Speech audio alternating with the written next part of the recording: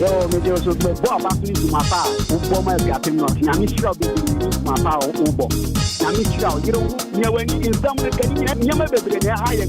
Okoman radio number 1 or ba kope obeg piapim antama anka yenim na obetuma ya man. Yes onya kubo nsira ne ahoden se nyuma pa won afiase tu anamon won koso na won tu sa anamon. Okoman radio obesen edikanfo no. Okoman radio piapim ba kope. Ograpimai, mom would share Abilocos, Captain Retire, Bakope, Nana Janyam Rebel Brother Share. Okoman Radio, they have come to stay. Oma Jim Mantem when you now was so Paula Mantem, that's where they almost significant for cry. For radio to Okoman Radio, Netsi and the Paniaco Nieko, what I say.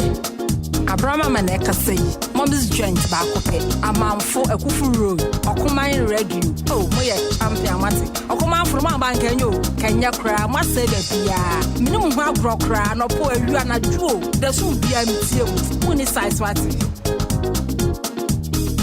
ACP Kofi Okoman FM Day, Poria Mantem, as was near the campo. Near my warrior, no Busuye, now obey no, say Yadeto, and say near not just say, Okoman Edemufua.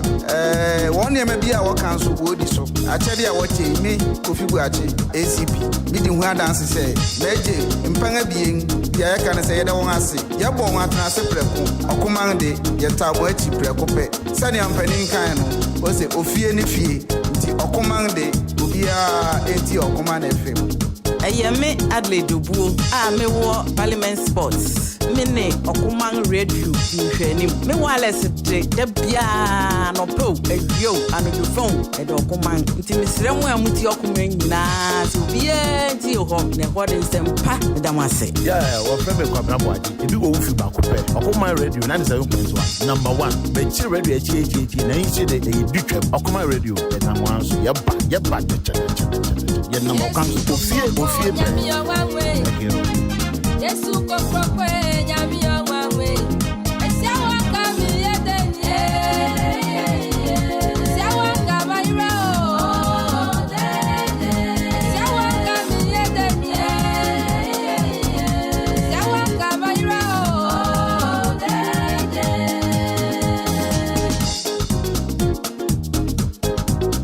Yes, you go for Yami one way. Yes, you go for Yami. Okoman Radio.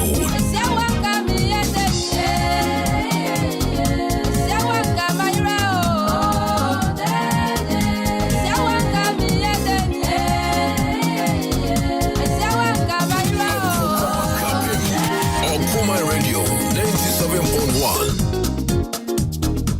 Yami go proko. Wanim ni wachi. Obini obiewo. My never to me. Anywhere just you. Now I want to We are blessed. Una uma Saswan and Century City. When you are enemy of Tiafo, and you are enemy of Tiafo, and you are enemy of Tiafo, and you are Okoman Radio 97.1.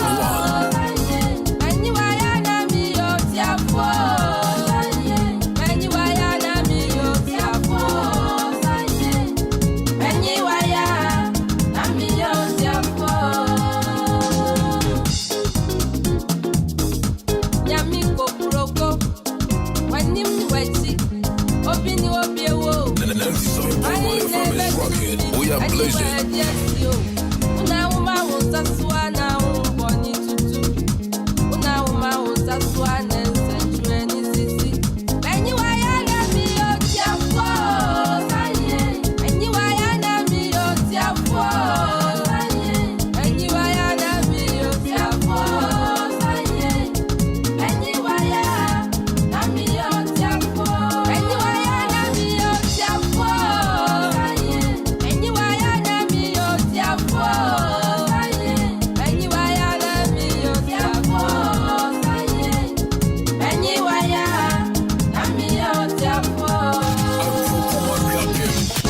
Okoman Radio 97.1. 97.1 FM is rocking. We are blessed.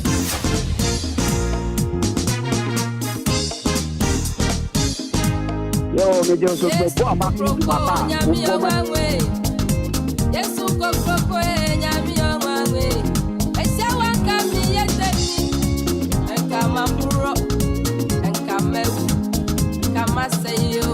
I say, one can be a day. I say, one can be sending for. Come, I say you.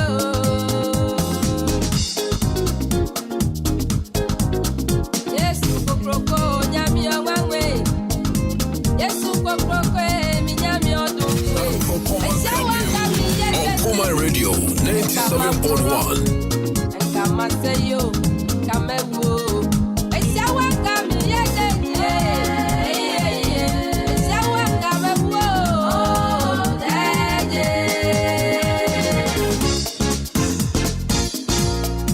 97.1 FM is rocking. We are blazing. Okoman Kasa. Okoman Radio 97.1. Better was it, Ukwana Usasita, oh. Onyami Mei Waye, Ukwana Usaye, Iwati.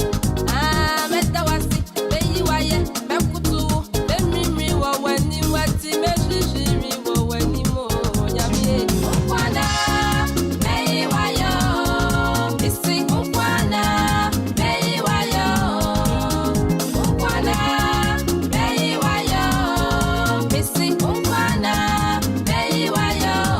97.1 FM is rocking. We are blazing.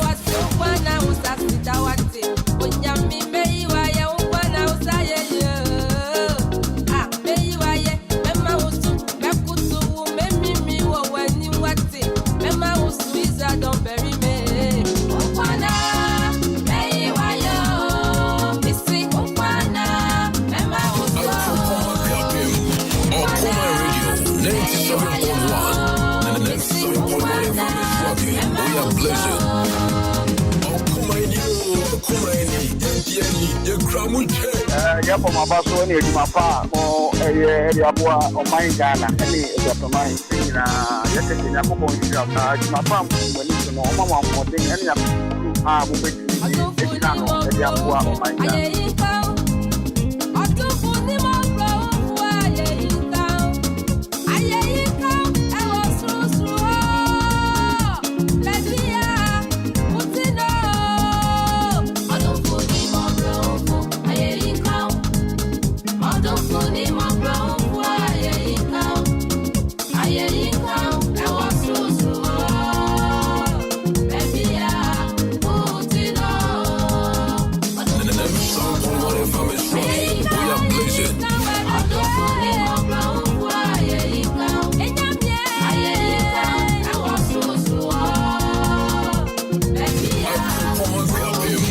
Okoman Radio 97.1. Yo, me just go back to my pa. Ubo my captain no. Na mi sure me my pa ubo. Na mi sure you know me when in some way can you me be there high.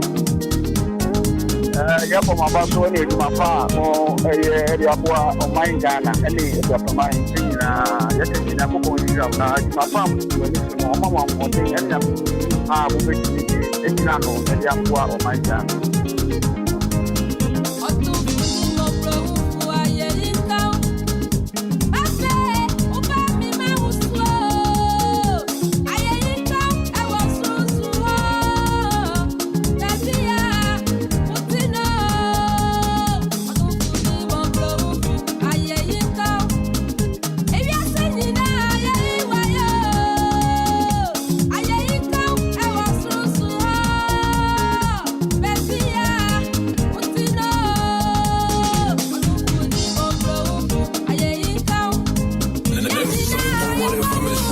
We are blazing.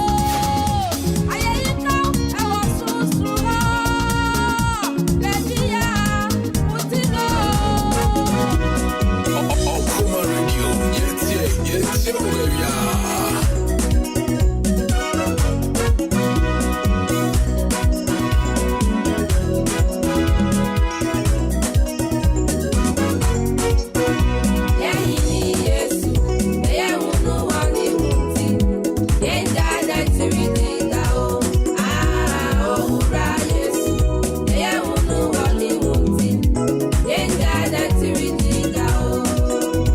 Sorry,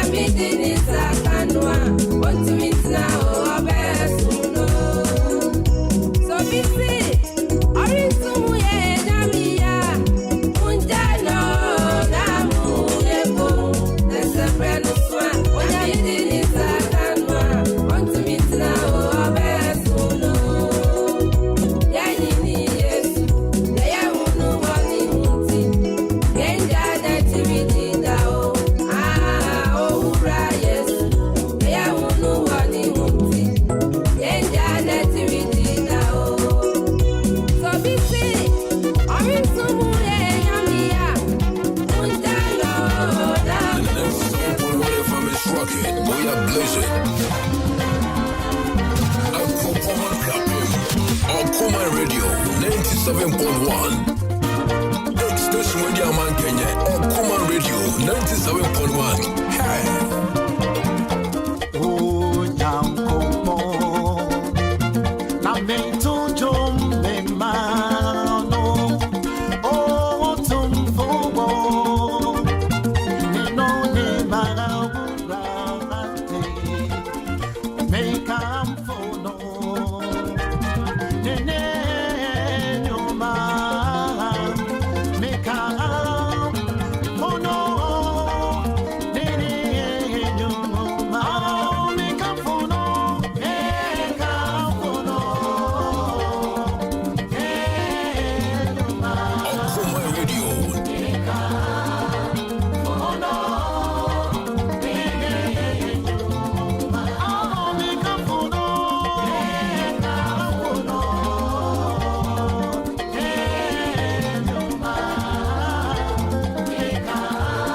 All right, so let's speak of this upon the causes one. African Bobo, it's a lovely Friday morning, 25th of November 2022, just about 27 minutes, shift of the hour 9. And now today. After they lost to Portugal, so I lost in the boys lost, but they lost. In fact, can I say gallantly? I should put it. They played their hearts out. That's because if FIFA never be a cost work, careful, you know a bit me all the human capital in Africa, don't know. I ship from Europe, and I'm about Portugal, Africa, friends Africans womb. Now no cramming Cameroon, your born a share and run of panel. Now oye African. Now what I say or boy this say. Ninianum Cameroon, not so celebrity.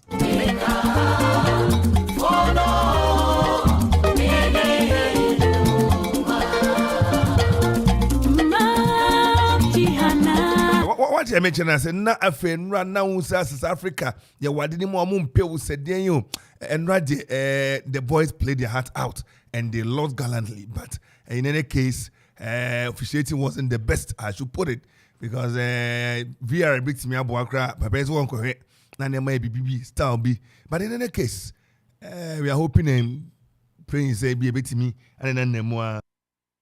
Now be a name to me, come and now Switzerland, team here. You share a go no. Mompeni di mami. Na uhena apparently oye Cameroonian. Na Cameroonian brandy na share ball no. Or share we ya. I say on person be jubilate TB. Na so we dey wash it. Na omo bia na ba bia. Come am no obusu afo be hye omo. On be hot, but in any case the beauty of the game. Let's see how Ghana is able to move ahead as a result of the gallant lost. We do lose here, but it was gallantly. What I say, Ronaldo not referee no, and say fifth net to full. So no one yama people who said minimara South Africa ne woman no, se Ghana ne who ye here. Oh, me you be unplayable, but and rano not just a better. But in any case, this is what it is. We must come to terms with it. We'll be fine. Yes, another play, Okoman 65 years anniversary from Guswam to Tunia and Penia becoming sour and you bidding como, but no mono and you have budget into Tugua. Na VAT, and you say 12.5 no, and not that papa maswa and 15%. That's 12.5, 2.5 account. I'm a 15. I say, near Tasso surplus no ye. Na ya kwan ne ade enyi da ma bia no be se late kwan ne agina so ne ye na run about to ne ye krom kwan ne ade okwaban kwan no pai okwaban kwan yi me fly me nim si ya ne sa me ko hwe say the cheapest kakra na egu ano ho ade beautify or they say you know me an entrance na oh me nim say me shak be ma papa yi MC fans oh ne ayi mai ade pa ade na no ha ya ye da kra abisinia de fa no ha ya na but how I fit. What is it? It's at 2.5, then they are 15%. I don't hear Yaquine. I am here say on the bay, which is the car on motion anymore. What you say 2.5 from the Abetusno. A Mexican baby aba na no ɔmo atoto nneɛma kama na sika ɔmo hwɛ no 2.7 billion Ghana cedis ɛyɛ VAT no sika de bɛba no 2023 ɛno ne yɛde bɛyɛ akwan ɛwɔ kurom ha ɛno na ɛnɛ yɛate a yɛhwɛ ɛnɛ yɛsɛ ɛbɛyɛ a 2023 no yɛmfa nnipa adwuma public and civil servants mo a mo mu no mo nyɛ din tinam woyɛ rough ne ɛyi wo firim asɛm ato nti tinam din sanse 2023 no ɛfiri January no yɛmfa obiara adwuma mu ti free saa bɛkɔsi December 31st wampia me amfa wo asɛm ato ɛno nso so mo hyɛ ne nso woban asɛ ha nsɛm no bebree na ɛwɔ ha mamehwɛ wei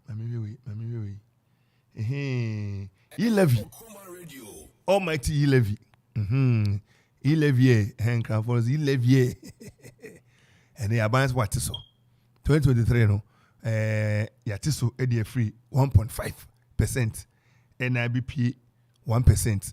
Na yen pay hidden charges bia na me kwati ekra ye say 1.5 hidden charges bo ma 1.9 minimal de but 1.5 to 1% there 1% should be 1% na eno normal for e so de be di djuma ensem bebre na okrom ha Kesala 240 openi wakasa na ono no ye ranking member of parliament in my finance committee na wakasa se Ghana for mo boss way na mo fa bet mo from na fe na mo betre mo enti eni 2023 budget ni de ohia pedede we nye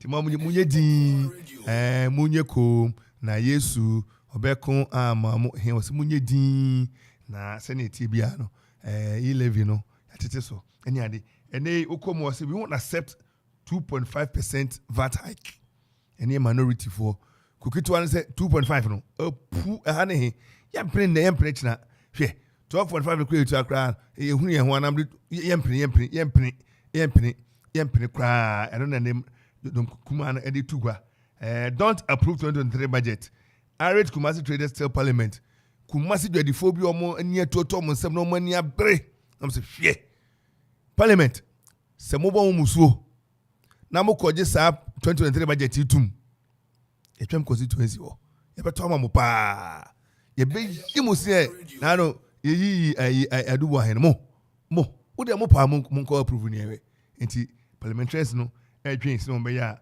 omeko was aye huhu asedun ketia o na papa alaji scenario o se na no ada wo ka 20% bi chop bi e ba e bi no afeni e bebe ye o mu empese mu hwehwemu na baby scan fire baby free na baby ade ko ene se ya on saka 20% no ntene alaji scenario na oda ha asedun ketia ze dasro ha to che se hwe wo de 20% bi a baby on saka ye no yenim ye din ni e hwe o na pese wo ye gaga ye se o pese wo kɔ no na ye se wo kɔpɛ ni e yidi aba na manfo anu si asedun ketia say 20% bi fa wo ho it is alleged na twa bi no mama for Okoman radio anko gina kono but it's alleged allegation no alleged scenario ne ode aba o say ene 20% bi sika bi e bae emu ohamu nchemu aduonu bi alleged side scenario o say eba papa sedun ketia ho enti onchirem we clarify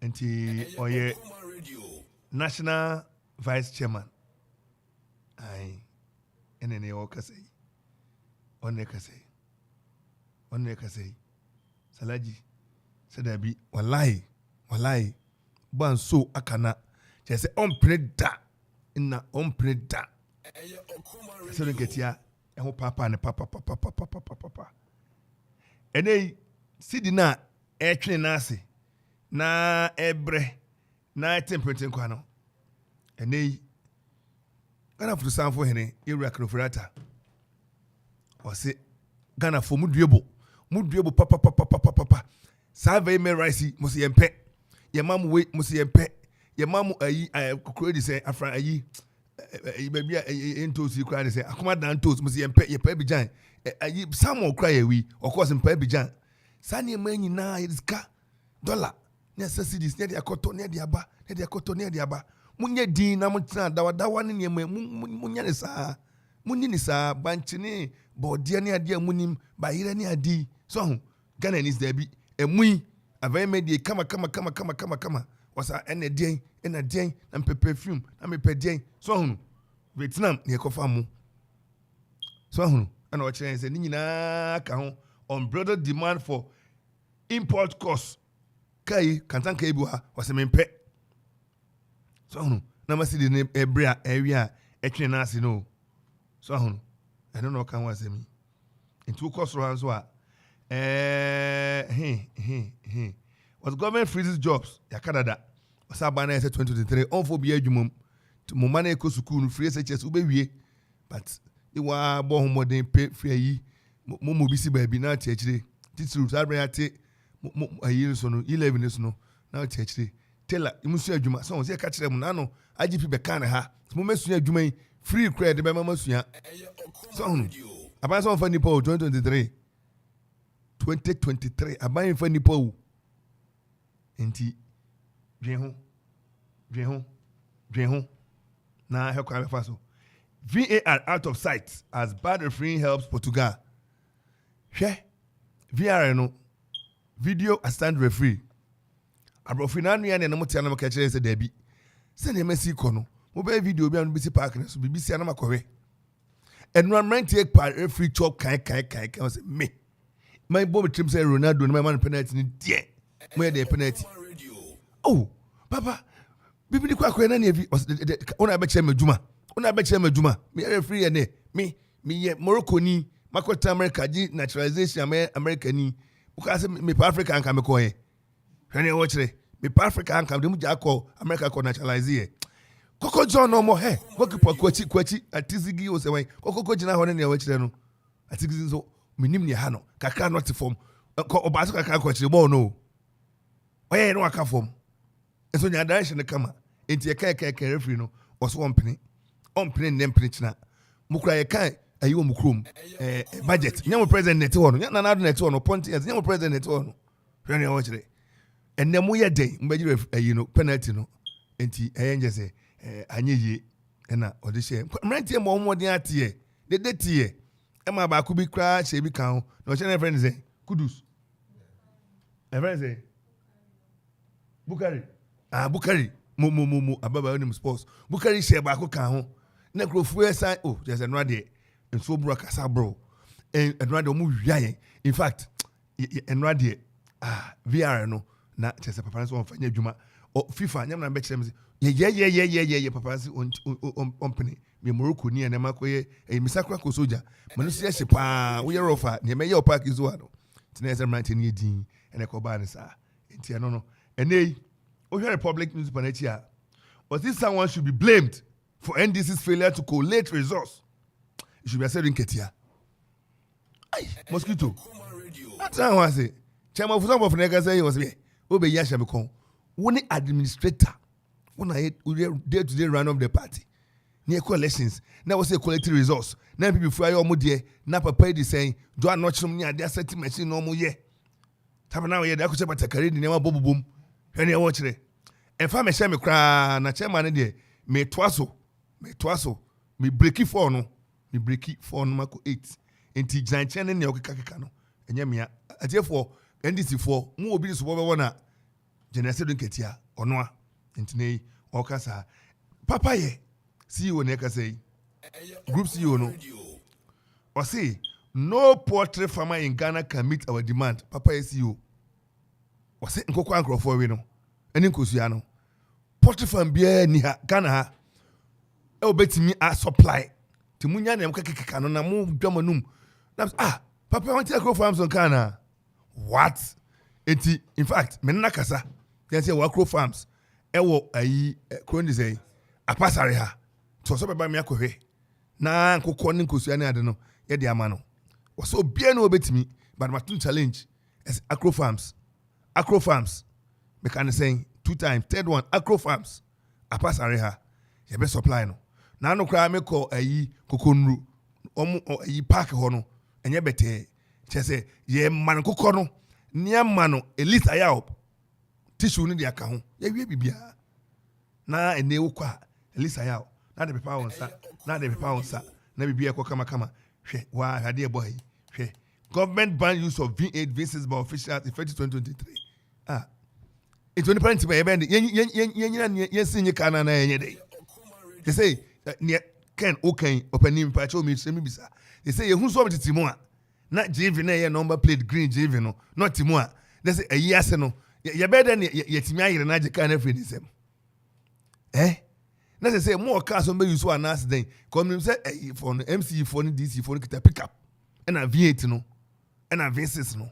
They say no. Okay, who say if 2023 mesh activity mu say yen kan say otukwa kokofo dua no ne workshop asana mu kan e say pick up no na e papa Ken your brother so yakuntani ya down fi so enti ehun say ono so te onu de ne black one so say mama kwa mama wache chairman na mpom say chairman sena de bia make say twedi ampom mefa ne atene funu nja wifu obola so yi bibia kama se nzunhu ye kwa me ho ye na yesi free 2023 no V8 V6 enti MP kra ba not V8 ma kwa me ani braba me de moti hoyin eno asem na me kai mamu yusu ya so hunu osika no titim ni nyina ya ban ye nsa no ye nyuma lo agigi ani adibi ti V8 ni de wasijo mu tu kwan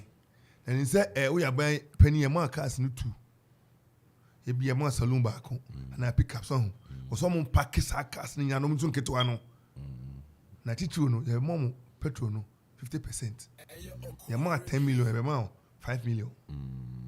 1,500 Ghana. To the back on Nanama. But Kwame, how do we check? And can be to nipper the about none of facility to change we no be about not V8 more. Now was a quay. I have buying car. A green number plate. Kwame, how do we monitor and make sure say we able to achieve this? Kwame, can you bad idea? Chairman, a bad idea, but Ghana Hanon say Nyaman Soran here, Jumasa, this same politicians now, and a Shamrano on, or Shamrana, and I want some Marana in here, and Cherowom. Now, sir, and you know, Minister Richard himself from next year, I ban on a V8 and the V6 and Jamo. On Kasa saw that V8 nti ebe hu minister so ono minister so on the movie. Can leadership by example. What can they say who's on here there? Next of also ehwes wa yebi. Ama panyin convoy V8 dim chemo yeru hu bi ma na wo ma yehu. Wo si je wo tukwan. So mutukwan. De bia so ma panyin tukwan. Sa kwa me so tukwan. Ministers de bia wo tukwan. So adwuma so bi chemo akwantu ni de say ofi krofo akokkrofo so mebo a. The minister nothing no movie and MP nothing no movie afin akwan. Kwase bia nkran na nam no bi o kan nkran na nam no. Obezo bi afie kokumasi no ne bia o ko ayatimpoku ko bia sunyane no nom de. Nti ombese o we say boy minister na say minister or be adwuma V8 beba. On kan say. Bibi sa. The ministers obi anfa V8 me adwuma. And verses obi anfa me adwuma. Saloon cars na sa ayi. They kura wasade directive papa say MMDS others directed to cut full allocation by 50%. 10-year canality. Municipality. I say we did 2,000 more 1,000. It is a 2,000 more 1,000. As 1,000 hours to Chaman Queen. I buy the 2 for 2 minutes behind. For 2 man who is carried, I want to mean Chirichiri you. So for 2 Kurim or Hono, a minister financial quiz car or the Alco National Cathedral will be sent more on to mean Chirichiri. It will Zika be any for 2 BMO, heritage fancy car in your consolidated fancy car in your year in one is our wages kind of thing. Now, I can say a levy from 1.5, 1.5 no, and an injury, no, FSO, and Aka 1. And I will increase the VAT to 2.5. Yes, a Robin Peter to pay poor. And I don't go that day. You made in a anytime I'm a budget. You mean cannibal for Crana, one for Cassie. Sabi, Medidia, Makoya will be. One guy's budget, mini GDB womb. Those GD budgets, I'm Jamie. Well, Chamo, Saga James say, E-levy, 1.5. Where you 0.5 in for I'm an about 1%. What else you are at? Now I could increase VAT by 2.5%. But the way I take I'm here, put me and then why I actually, you know, budget if she knew my minister Bekaya Eshin Kran. And I am a school feeding home with BMO. Effing Aquain. Jamo, will be my thing Aquain for school feeding Yangasa issues. Adrian Gasa any markets. Some men are aware you've interviewed numerous and several people. I want my wife say, "Abang Kasa, Munankasa, only si called Kwakoton Yang Yabe Sukun." It's or expanding or come up at them of Frana and I say, "Oh, and dad." Oh, my own free SHS, Tama spokesperson on the economy, Bekasa. So free SHS, which is an at Minister by American BB Papa Bia. To no such a move since I implemented Wunyada. It was to also say then she said it then and you know say when get from 25 and above to me a grade in a 6 to 20 and a 6 to 25 and a one pass here one pass it who feel ya we feel near where a scaphone you and I say won't you and then near my PC feed you know a green gold him somewhere but sukumu textbooks on one provided and I won't provide here new syllables are what buy no one printed textbooks at the Amwana and they we a secondary school student auto textbook, auto notebook, auto exercise book. I had the auto. Tell uniform. What's the bit answer a beji? Nina no tia. Nina mono. Finance minister said na must say. Kukitwale ku kesi muti ase na MP muti mitsanz man card na chire mo. Tena ya tena yetie yan ofie tie o man panyin ntie no na mkata. Ba yan ofie no yetie yan Ghana yetie. Tie na yetie ni se ye na yetie se benya bibi afim. Ba yetie wi ye nya hwe afim. Fini wa yenye film chamo menim say bia unya nkura GDB wo ma bibi film ma oje say I say carbon budget and say carbon chamo ya carbon ya tenase ya tenase tie ni wan ka hwe ni abaka ni say 1.5 what so about 1 ya ti dem wo no VAT no de akọ 2.5 ndu je 11 ni fi na feel say o na Ghana fa adwene wo so no wo de akwese VAT ewo miwa 11 kura de chamo abaye ho ade abekokwa ayen obi say ya ti ase ama yetu ya no 1.5 you see obi anga say wiem nti usan chen agena fi say what 1.5 no aba wa no wako increase VAT also ni pa adwuma because then na asam na ba kan say be nyina so bi anim anasa wanka kura nkeyi isan say order to 1.5 na wa increase aye VAT by 2.5 and is my 11 nyina be bi agina na VAT no so nyina be bi agina na hu say wan ya hwe kura rather than say uba beka bibi amani pana adwene say oh ebi ya minister yade and as abana yade I know say this government is really trying yes already an afem de but teacher ni burofu teacher ni bi ante burofu ka na more room for improvement so I say teacher ni bi ante burofu ka seminar report so de more room for improvement it I know say this government they can do better you mo one shishe ni my NHIS man said until once and papa but chamo be prepare me kwakwohwe media review no and some minister I can answer na nei ni ono so eden atumi ade aba na ya hwe say insakra bi aba I said no hampers and diaries and calendars o but na go for so bana den go for the contract na madada o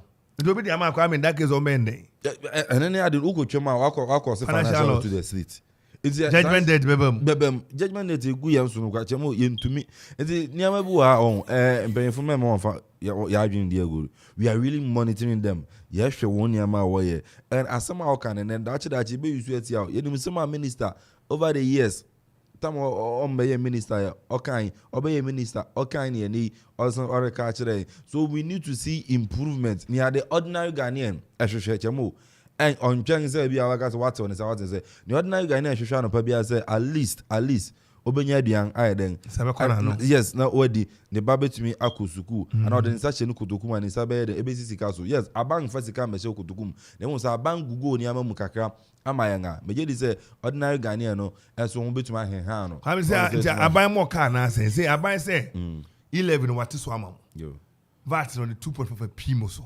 enyamo fe jamo VAT ne awan na coin 12.5 ana coin 5 nti jamo nti say 15% je say the 2.5 a piece so jamo I said the go to koto oil say yenya dollar koto oil nti go to kakra pe go ni bia na dia mom ni age oil butter ni butter trade let's just say jamo America say there's no money sika bia ni ho gold na nkasa yetu na bakati we dey besi jamo katidra na minye so obesi awie anzana his excellence na do dankwa administration obesi na na kufa administration be fi na besi anzana wa fi abem kwame na esi no besi bele jamo dana otwa mu ihu yo kwame otwa mu nche yo na beye na anu mi so twa mu nche yo kwame na beye sa na nana ba ya en na se Ghana for hwehwa na chemu be se mi hu Kwame. yo en ne ni abre The gold.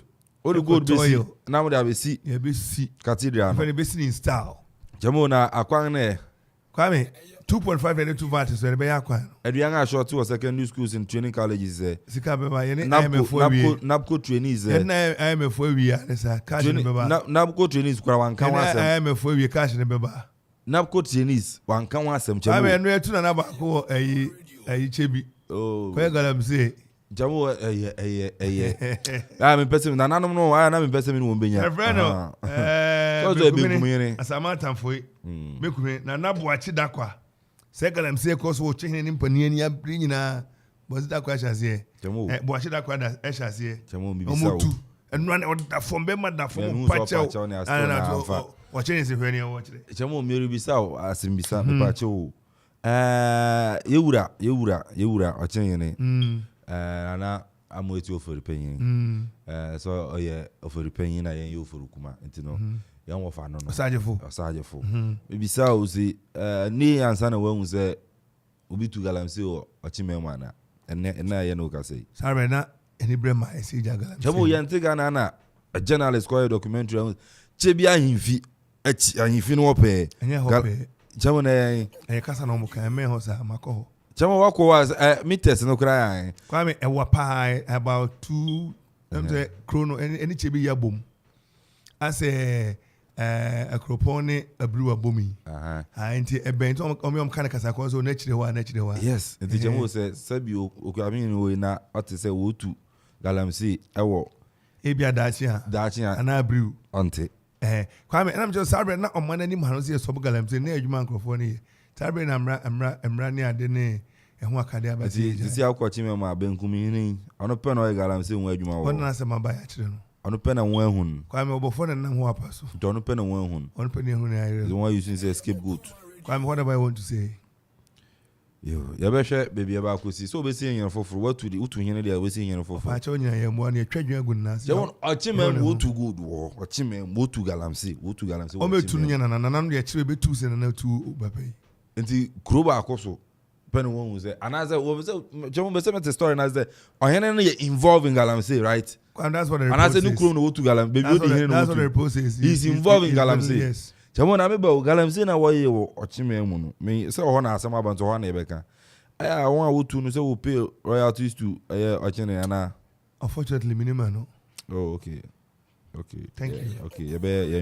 thank you very much any other questions ana wo ba be tunu wa wo tunu so wo beje permission wo je permit anya na ma permit national minerals commission ana asase na ya info de nananum de nana ma chance wo na access to kala asase na ya nana mo de o tunu no nana me chemo asase na ya nana mo de na chemo ya nana mo de ana mbiza se baby faako am skoko ne bo wo form ti galamsi wo tu wo chemo obi so otu odi akoko no ohun 5,000 kro hunu bi da na turn de mo 50,000 otimi asi dentia mienu obi e kakra be shere hunti on be turn na turn o china tu ewu tineni e twa koko chemo na me na mbeze mu se ochima mu nyina no ohene na is on otu galamsi wo ochima mu nyina I know I have you ba fida piva pima ne ono pen otu galamsi wo chima mu nyina dia ona na na be ho apaso obofo ne nam ho apaso ono pen wan so otu galamsi wo chima obofo ne nam ho apaso ne nam ho apaso ne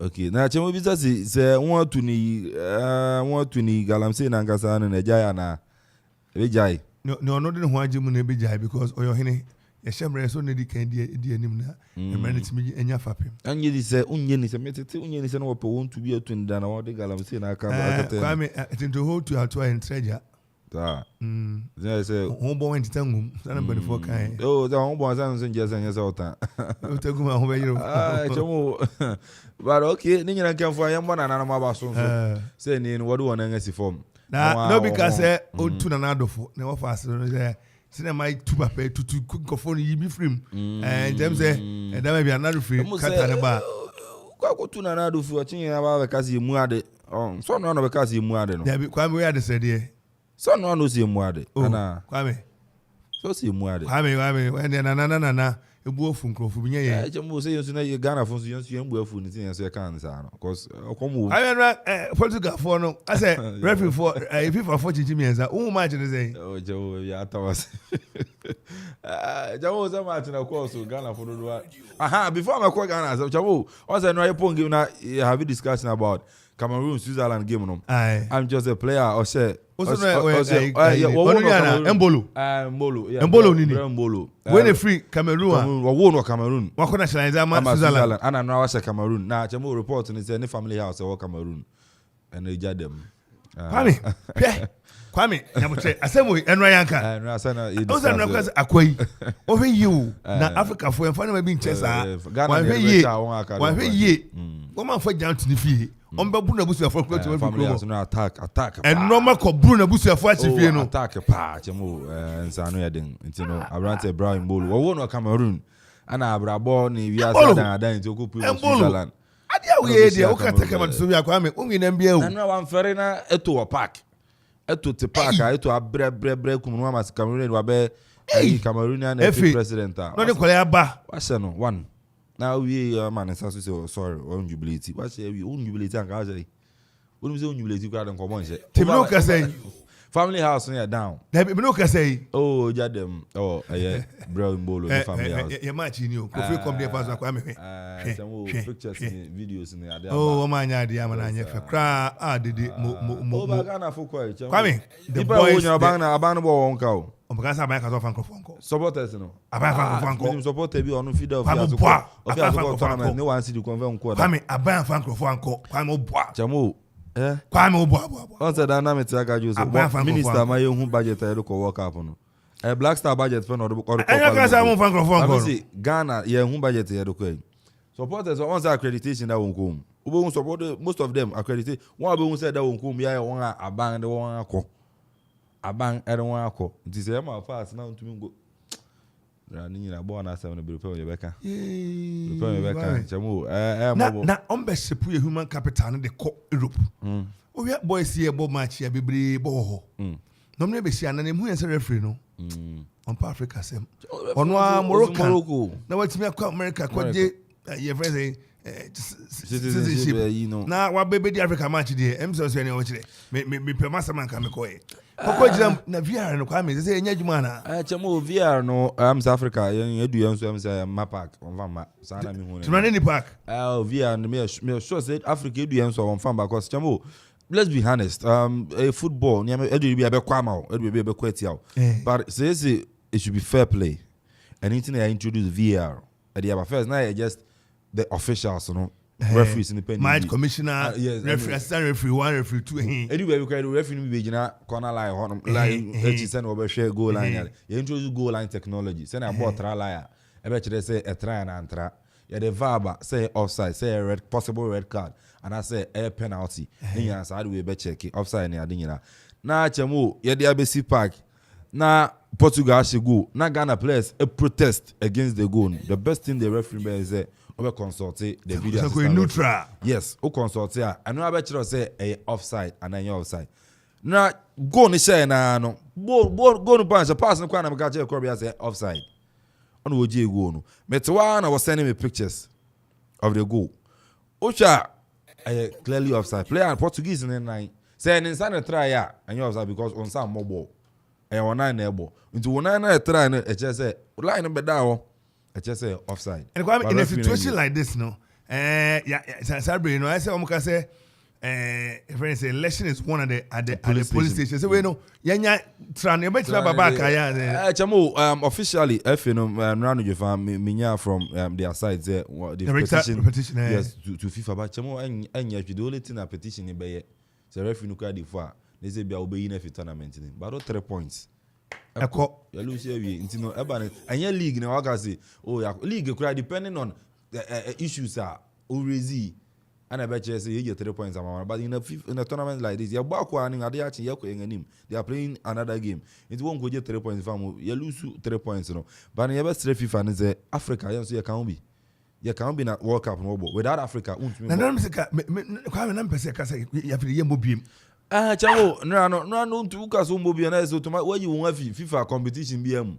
Because a sanction game. ana we under FIFA ntu to bebo Jose Mourinho bribi atwam ka say Africa see be say we as ni buyen in terms of football players ni ye make sure say yen travel nkobo e wo Europe wo hwe France players and our team we did World Cup 2018 chemo about 80% of the French team they winning when you in Africa same who Zidane ne that was 2018 recent the last one okay me titini me N'Golo Kante ofi Africa Blaise Matuidi Africa Paul Pogba efi Africa Kylian Mbappe efi Africa numerous of them are ofi Africa but when you have the French nationality and in all these players because we won't fear Timo abroad from to my baby Switzerland no cry what they feel boy you say Portugal third goal Rafael Leao he's from Africa the parents for Africa Sure George we are based so no omo nim fi na busu fi ana oh there we search am no the Sure George we are based so bomb US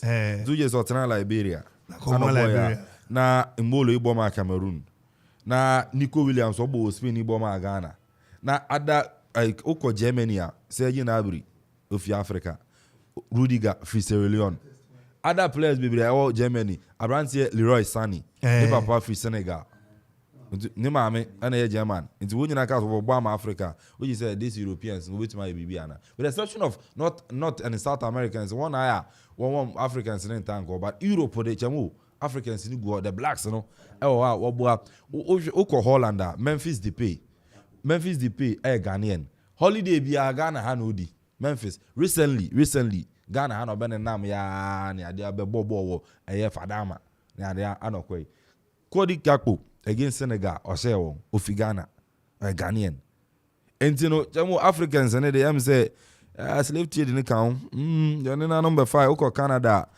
we had a certain lie or Bobby last 2 days from Ghana a certain Nigeria be Sam you had a certain Alfonso Davis the parents if Liberia or one or Bujumbura camp and you are Canada or body am top notch playing for Bayern it's Africa the chamo and then me say your talent but infrastructure system na be boama yet me groom this talent and this players and any anywhere and the pray bribery and corruption Africa chamo and bribery and corruption Tariq Lamptey bre oboma Ghana na ke so ban na 20 but ne papa be kan say in penfu so wo na about more than 2000 Ghana cedis see answer na one afre no it's na boy na ntuma me ban man na 20 but they do baby see ehun say ehun hia obo Chelsea Brighton into Ghana for any dinner yenko pa na che no mebo ano so buy because of Penman Abrante ba kumu say na wada Germany flags na de gugu ne ho yes Abrante and the other Kofi at a younger age no best or Ghanaian or feel so Ghanaian but reason or Germany do baby no na say ko pa na che on je tum say no Ghana mi fi Ghana Mohamed Salisu chamo Bra Salisu and your Black Stars and you better ketwa say you to private jet via Kopanicho and say Alhaji Grusan and papa na tie so frɛ boy you panicho boy aka chiro si obane me anga weka me bobo Ghana but I see a panicho on is spending more than 8 months to convince him to come and play for Ghana and oba so chamo no rasta bia no wait you on Salisu when the rest of the chia kon anim na and your friend Ali Duseidu on for Ghana so on chamo on dey on meet an interview bi na obi sansi Bobo of France, what's your Messi? Who does a Messi no quarrel in Bobo? Oba, Obeguan, Obachon. I do believe no that I will no pardon to mean. So chan. To chan Messi didn't go to you one it through Grantino. Or Ronaldo, the Ronaldo, don't count Grantino. I did the Jamo when himself, or a tough player. And run. And Rano. So a guy now, Ghana the kind head. I didn't know. I did I had the boy on Rasta and the chin. So Ramsey's also Ronaldo. Yes, Aludi Jamu a tough player. Maybe who was starting lineup when I'm because the Portuguese now on the wings they are very smart and sharp. It's no Ujeja one. A be an boy here who tune anyway. One year uncle be there to move from Alidu side. Now no one here trooper. Yes, I know. It was playing instead of what's the name of this guy? Ronaldo. As Ronaldo, a lot of stagnant. Yes. But now it's bueno. Yes. They were trying to create avenue for the guy to. Yeah. I don't know where we go tune anyway. Ofi Alidu side no call. Baba mano. I don't know the call for go say go no. Yes. You know Alidu the Chamo a tough player. He plays in the French league. Only these top players. In defensive positions in your bit to number 2, number 3, 4, and 5. Or the number 6 crowd. But you know, some players in there war. I think the boys lost, but they lost gallantly. In fact, me say na my bamu yebu, but later must know the boys fought, they put up a good fight. This game was Ubotiko. You know, as I come another abo. Ugo jaba biko webi another day. No tie commenting, you know. Ojo botiko, ye botiko, tie comment here. Oti Okoman commenting, you know. Okay. And then Ako jaba I mentioned social center ko webi abeju say. Africa they players. Oko I think they Oko Wales. Certain Nathan and Pedu. Ghanaian, but Obama Wales. West team by Nathan and Pedu. Can be. O Ghana ni. Ghanaian. Pedu no. Obekwa ni. Mo chem ni krom. Na me kwan ni fie. Na busi afie ni ti Obama. O ya rough. But chamo me was there the game no. Once me tena gaje so yem nusu. Yo. But na yem win so na me was a difficult game na a draw na. But we lost from the bench. Tactically. We lost from the bench. Otoado substitution, you know. Even as Samuel Jan on the Otoado and Yajon, so you could see him because on an whole game him offensively. He was the only player not pressing the Portuguese. Ojeboa or Jane be short or ball from different angles. If you go crowd, they say, "Are you from Kudus?" On a ball, they threw all the two of them out. Yes, and you know, said they didn't obey in. Anyway, not the Dabre. Yes, on a say go no. Oh, I am focus. The day you one mention on the other. You can't bench the day you. In the Black Star, John Waka say an more because he's a leader. Jamaican leadership skills are the day you walk to rally the players. Experience. Ghanaian players now only in Indian Pen World Cup that the current squad they won. They won twice, 2010 and 2014. He played alongside Sule Muntari into our next steady one, alongside Stephen Appiah into Nim when it comes to the World Cup.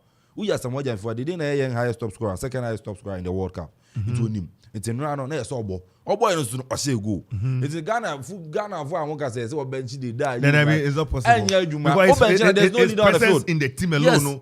And any film come say one kun to call Obekun, not say puto, but Obe challenge you referee say no, decision way wrong, and decision way right. I saw you and say opponent no be challenge you no. And they you to me bench no. Next game Obebo. Nemo no, yes say edu baby a coach ni ye bold enough so be in a film. I manager dodo on obre the day be wanyi tinu na apa but wanyi obre ne banti onye bold enough so obey na film oyin if you so onhwe ne ode ne bebam na Jordan bem yes we needed Jordan on the field of play to be honest na say Jordan but no be hold the ball no pushy but Jordan by no so no 2 goals I conceded in your second and third goal was from Jordan olusu ball no to young opponent in the midfield and ukwa counter now olusu ball in midfielder who plays in your push ko olusu pe achida ho ntene no ba kwa show and na hwe 2 goals ni nyina kwa obi enu na pa na edem ntino Jordan de don fukumfu edu ya bia ono no pe no de no aba na etwa bon uba na nkwoche na ube pass ntem anka bebua but technically and tactically we lost the game from the bench. Kudus no was wrong. Uyi Kudus you have a certain Kamaldeen Sulemana and Kamal Soa. When you fast wingers are Portuguese, you be now one abre. It will share boy you be say yen second Osman Bukari. Oh speedy pa. Into about or want to na brain to me too. In tanka all this Bukari aba. Now they come out this about to the left side. It's we run over right. Now we to run over left. Portuguese tanka want to me chamu. Ayo brain na aba. But tactically, I need to lose game. But when you say against South Korea on Monday, against South Korea, Makajo will qualify. Portugal game we said that as difficult, but against I'm sure South Korea and Uruguay, they are normal teams. To me, I think team no mental toughness but initially no, I'm saying who be wo mukakra. Yes. Na na bi square ka say be man panin so call ho no. Na bi ama I say they had a certain pressure said they need to do something. But initially no, now almost settle here. But later on we saw them playing football. In fact, yes. At a point they played the people. Initially they were playing as in a half. Not me pay. Na so mu be a game nimu. But my panic to me, I think say to some extent Abia my pressure to him. So it's likely. But also for Abia, his presence there was also going to give them a certain sense of responsibility. But in all, I think the boys lost, but they lost with their chest out, and I'm very proud of them. I must say. Also, first half, that's what relaxed. Tactical decision. Until when you are playing against Portugal, Okra, the world-class players, quality, Ronaldo, Joao Felix, Bernardo Silva, Pina Bibra, they will score you. It's tactically, So set back, defend. First half, you need okay. We have another 45 minutes. Then you go all out. Watch out. It was your first half. You defend it very, very well. 0-0. Kwame goalkeeper no. I think say Adua goalkeeper. Kwame, me dien. Oye, breakum Chelsea. Adua penalty of Atizigi. Kwame only me problem here say. Sa the day I wokas we onyi. Me yamashimi. Kwame the day ye me nua ketwa. Yeah. Ti the day you obo mu dia say say nya certain replacements. Goalkeepers, Ghana, we shouldn't lack goalkeepers. Yeah. Because about height, the likes of George Ali Jaramu, Abukari Dambamo. So why are we lacking? Abranti, Epano come from who realize here. Say open and two self take from let them be or bow in Pano or Yefa. Because penalty no. Kwame Macheka crapping. Of other direction no. Yeah, direction, but I'm so form. Yeah. Maybe I may have the actual how goalkeeper sprinting. And the name in the sprinting. First one we know. Kwame, who say one two, who so kwa? Who the camp what we now? Now what we not twice. I was like how? So yes, I in the park I could fire. Because now the Saddam home. What first one was second papa. What I go. Now goals now conceding and every time. Was it five matches who conceded by 20 goals? Me. I no create. More pictures in Bachelor. The last time media games were Kwauno. Oboba Ago High FM. I was the best player. I kept the post for Ago FM. And I was judge the best player. Yes. The overall tournament. I was the best player. Me what pictures in the Bachelor. That time no goalkeepers here, young goalkeepers trainers here who am from corners. Oh, Kwame, I think that I did me giant go Chini and say, Kwame, say you don't go to international contract in Kohe. Kwame, that man I benya Kwame. When your boy see that better be contract so come Manchester United. Chamwani dey true. And this is now once I work as a training here local goalkeepers. We have to. We have a lot of local goalkeepers in here. Because World Cup we could be a local goalkeeper. Then I can at least. We have to. And we keep changing them. Yes. As a goalkeeper holiday apart from all the little team which yes. There's not been any permanent goalkeeper. We have a second. We have a second. One thing crying to me financially. I think the goalkeeping part said no will be and one goalkeeper may fail. Samia J. What the football way easily? And what Miss Samia J way? Oh, Samin soon you that's I mean deliberately him say near ye no near say because then touch me by near case near him say near ye no ye higher ya would dear bro town yaman 24 kano. And we say why should Ghana Kwame said no goalkeeper na or Kwame or you very agile or Springer Kanaka Sagos be Branca if I Chamo once say before yes before Obetumi win the tournament kudos I was saying goalkeeper Atizigi before we win the tournament we need goalkeeper. Yeah, I've sat here and said several times you need goalkeeper. Mark Adebia as Ghana you need goalkeeper. And Chamo goalkeepers here don't know. Find they are all good in their clubs. But when you goalkeeper Ojina post my GD once a goalkeeper the vim womb.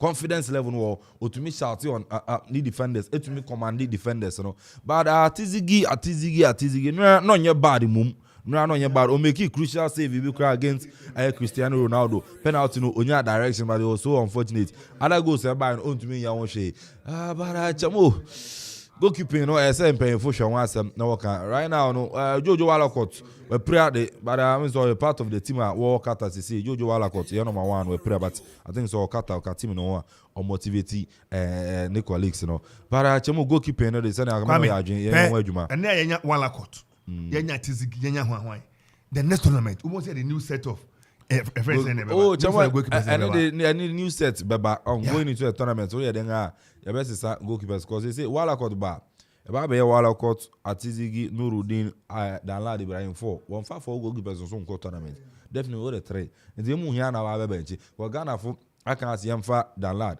and part of young goalkeepers no and they say what the number count Nurudin approving and we say yes oh yeah they now Atizigi is your number 1 now it is a Walcott but Atizigi be number 2 you have a certain Richard Ofori on your number 1 the now or your deputy captain is a Richard Ofori and Walcott ba if be 5 goalkeepers your tournament all the benching now because Atizigi see on or number 1 World Cup Opurvia to mean dropping from the Black Stars.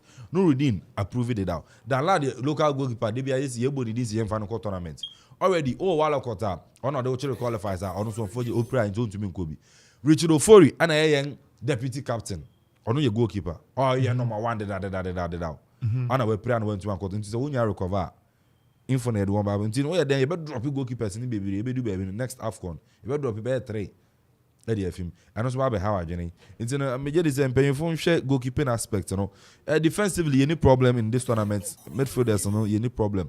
Offensively, and your problem. Forward, you know. I think say Naki, I don't quite break on. Young midfielders, you know, Chamo America beam, young midfielders. What really is the pass in my Naki? Chamo onim born a boy, young fan is onim bo. Bani pace. Oh, pace. But or no better also the ball to be able to be out the ball I'll run and get the ball. And that's what I say the ball should do the running. The players will follow. Yes. But what Obeko Okona and Sanka defenders need you can still need pace and then need speed not bad. Press about one so. I think so run bia and my defender no kwa committee blanda bia anka e found there. But you know midfielders need release ball. Na pate wagumani ma say and then papa team ya no papa no say me can't tell no. Wagumani ma say Thomas step pate. He wasn't the game yesterday. Pata mi nim chamo pata mi nim pa ba kwana ne papa din wa dancer 1-on-1. So no proud of the bay. Now Krobo man proud of the mayor. Now pate gumani ma say pa na. And he wasn't in the game. Oh, he chamo wasn't in the game yesterday. Tournament ayako. But the exception of say you qualified and any game. AFCON ayako Cameroon. Pata mo hwe. The previous AFCON bi ayako pata mo hwe. E ba the major tournament uhia pate na. Chamo unhu pate. Mesere party peja no woman so anu. So it looks like the last one oboyo. Oh obebo. That Ghana na ebi mu de obebo. Obebo AFCON your sambe konko bo hwe. Sa obewu ma na no feel so mo bi ma. Wo hwe bo obo Arsenal. O ye committed to Arsenal. And I'm big gidu ko pra. Enti no bezo obe pra tena fie. You are ready so obe pra na baba. On tena fie. We are me for this baby bro. You slop man frɛ won. Nura ake setting Joseph Pencil. E wo ho a. No, I do baby. No, my come to game. No, I make come say certain Joseph Pinto. Because baby na inaki abre. We here experienced player up front. Joseph Pinto chamo. I so unfortunately say I'm friend, but no, boys na yard yamo about so against South Korea Monday 1 p.m. We are. It's no one kura na be favor kakra. Oh no, odi anim 3 hours. But I'm just say 1 p.m. no a be favor kakra than the Koreans. My share on Koreans. They are very good. One fabo rebels they shoot from afar. With any goalkeepers in defender 1 year careful. Meaning say be qualify against Korea. Chamo me 2-1. Me 2-1 and Friday. You know what Monday.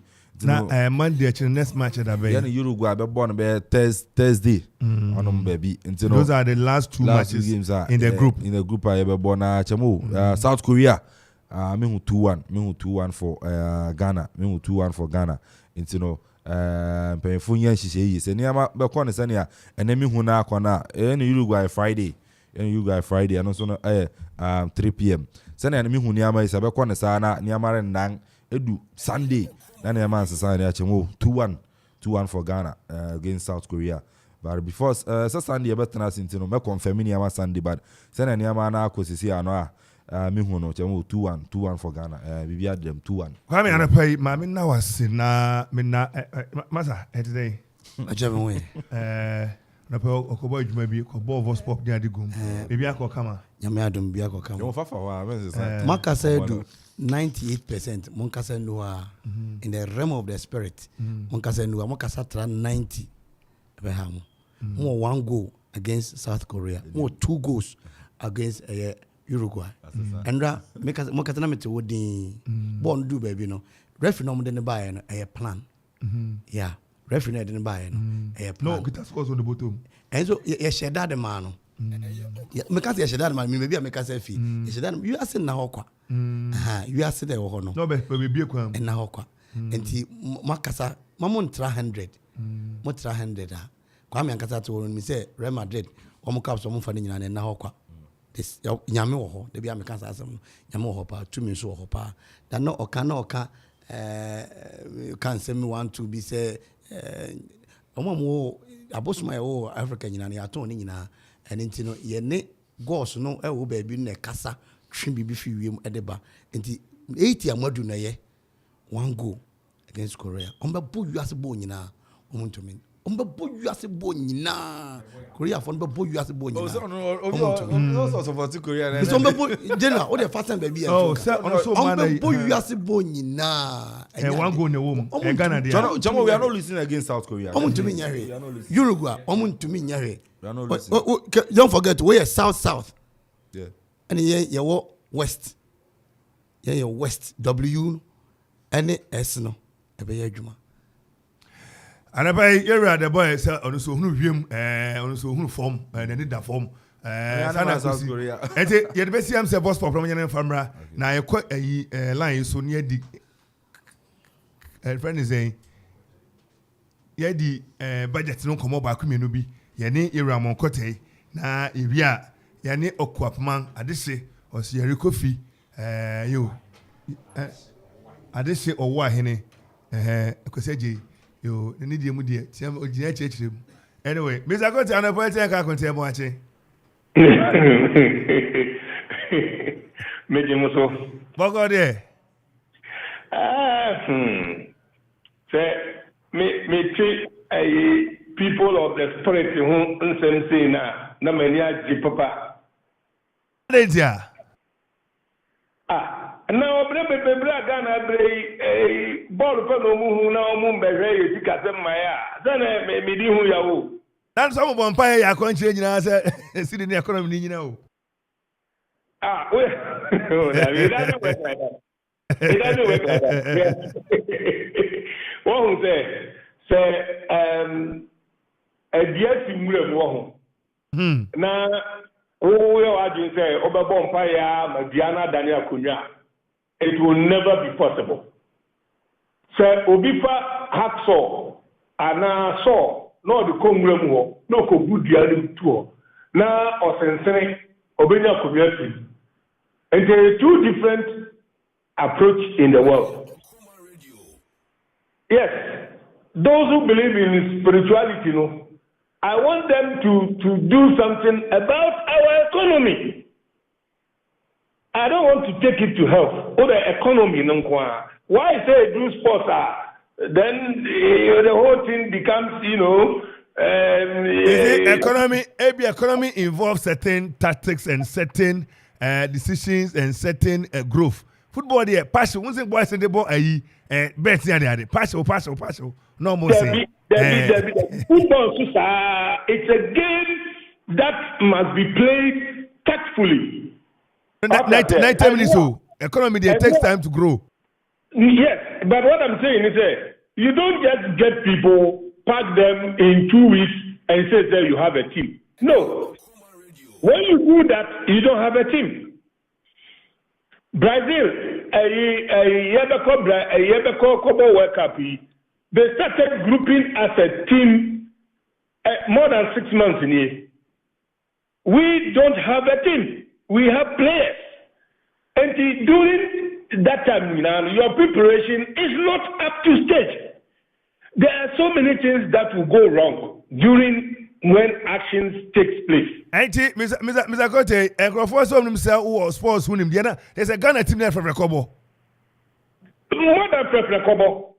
We prepared only Dabana Papanebe announcement for Ghana team. How many people were sure say that team will or the bubble in Ghana?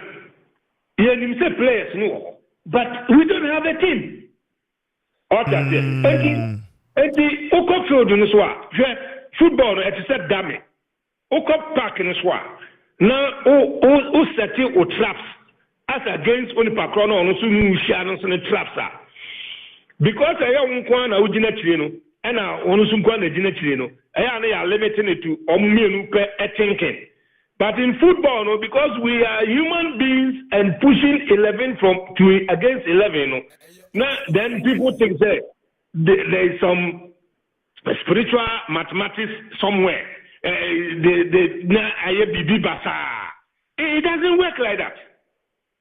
But those who believe in spiritualism no more. So let's see. It is my wish to say you better South Korea. So I'm not going to challenge anybody. But they do want to say to me and show more. I know they will find excuse. These spiritual people. but yɛhyɛ wɔn so a mesumani bɛgye but the whole thing na a football a game number 2 Mr. Kote ayi papa na oye o me panel na say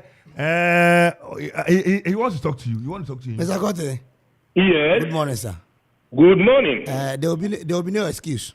We say Nyankopon kra bo wiase, the numbers na bo wiase. Yeah, and the economy no it starts with numbers. Say one more eco school esua numbers no keka na emasi any year, the economy will run very well. And intina ye de enna best and song nsia ye adwuma na de ba ko pe e de akwa home. E wiase da ho enna ho kwa. Yeah. Well, until when will those people no see the figures and add them? And intina ye woni me de 40 say mo kasa womo a emo se womo ye nim di enianim fo no womo tie mo nim di ani ba ko fo tim. Yeah. Nim ba ko fo tim. Mr. Kote adape what the sports naje may yes you come so me know there. Me see me 10 minutes. Producer so Mr. Kote 10 minutes. Mr. Kote hello. Mr. Kote what mega?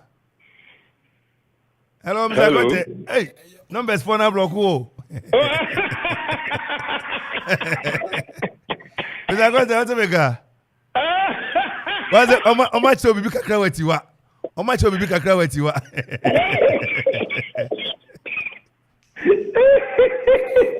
Kata mabali kwa misano onyama mikatani. Ose bebe chobi kakra watiwa. Ayi Mr. Kote adofai yedi ekomo enrana yera kofrata okwa ose amanika budget nwie na we IMF any first assignment enrada MPP majority minority wo nyina atenase atie ne budget no na emu se matuto ogwa no na Ghana fo because na 2023 yemfa nipa adwuma public and civil service yo yate afi so party aja yete pediko aye bra yes I fed from 12.5 and go 15%. As if that is not enough. I've heard you levy and also yes it gets from 0.5 almost from 1.5 to 1%. Until the MSC con Ghana force I want the home battery. But baby so was a V8 near that no you very son giving green number plate nipa ne timu I saw the 2 coin and so the name crania de just some ban or that room you be school feeding him ama nkoda bebre nya bi adi sanse me nyina wodi akire na woje ne say. Well, the woman say the issue no is simple but not simple sir. Oh say ubebi say den ye bedu sam pepensui ene no as I say aggressively no yenya taxes because all the financial unit in Africa, a certain percentage of your tax element, it must be at a certain point, a new GDP, and you will low kakra in terms of taxes as against GDP.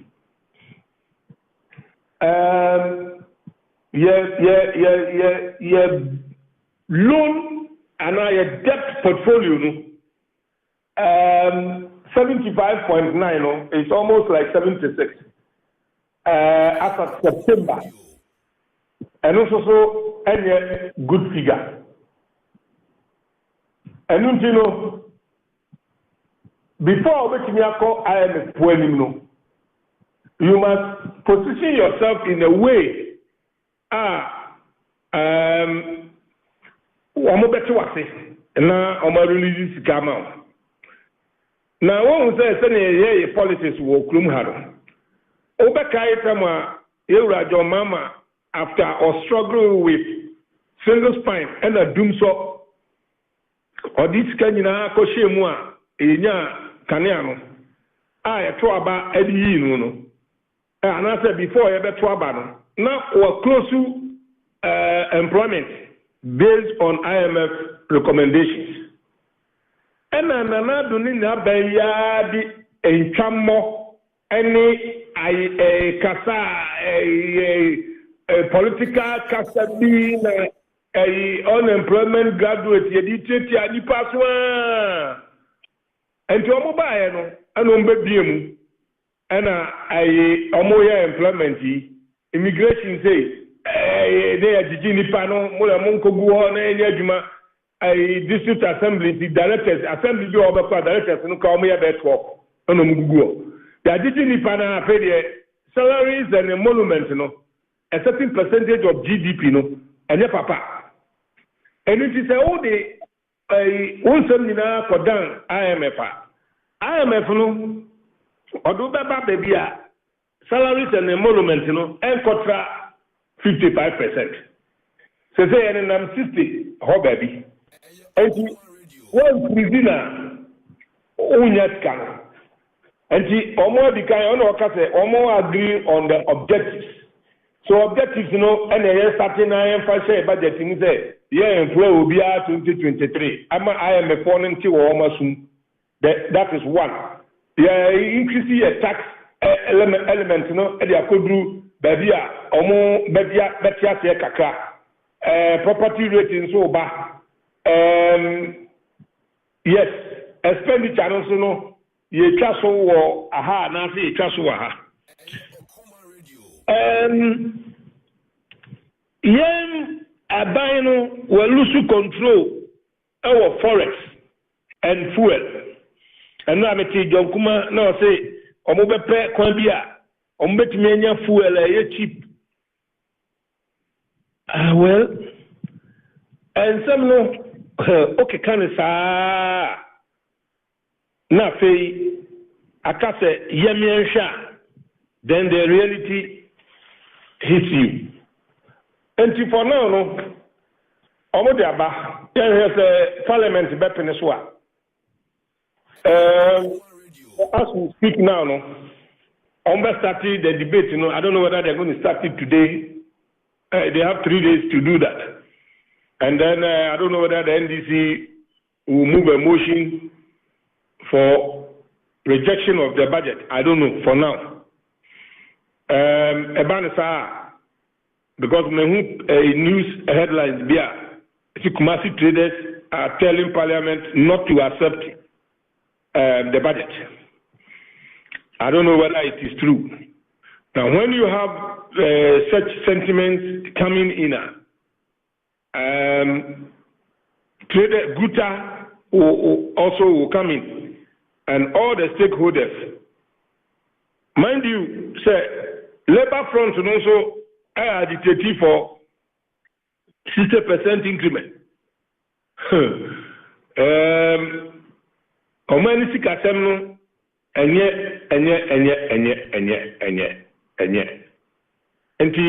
we have to be careful. We have to be careful. Na eba ye nyina na wo hwe a nkrofo do ma dwebus ana IMF ya nkrofo ekwe na condition bi wo so freeze employment no say di card hu na anko do you also suspect that? Do you suspect that? Oh, in fact, since na ma catch say IMF no before ba go continue wo manim no. You must get to a certain appreciable figures. So one go through some levels now. There's no way they will even listen to you. You must cut it. And the other time, it's a homegrown policy. Now they first they almost but they say that they want you one kasa cut the expenses no wa here wa cut and some now they are betre some of us we knew that yenyam ko finances honu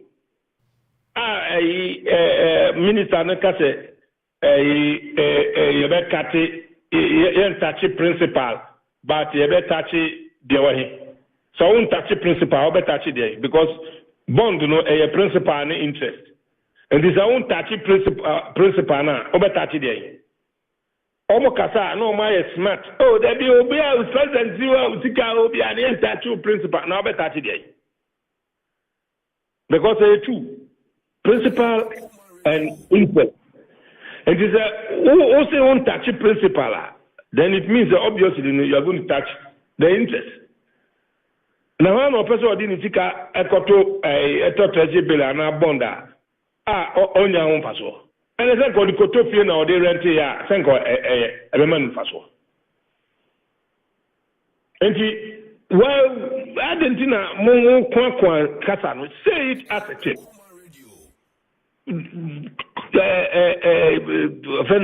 flashy programs no bebre will suffer say musi napco and accordingly you start more pilot tell the people say they be am frame am no kase say cause revolution in any government policy and who should transfer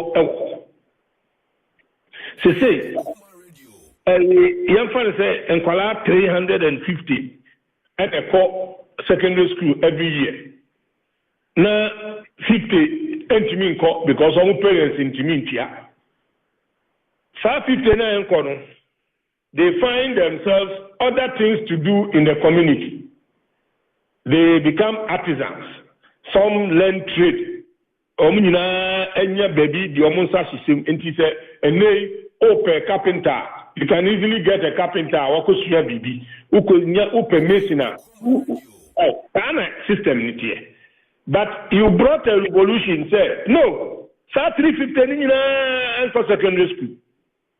Say, World Bank studies, say, we are going to lack sa artisans, no? Because we pushing it on the secondary school. Also, say, well, yes, secondary school, I also konya juma of customs. I also konya juma of immigration. Say, young fan say, instead of 300 because of the school. Omo mo kono kwa bi kra be sa drop.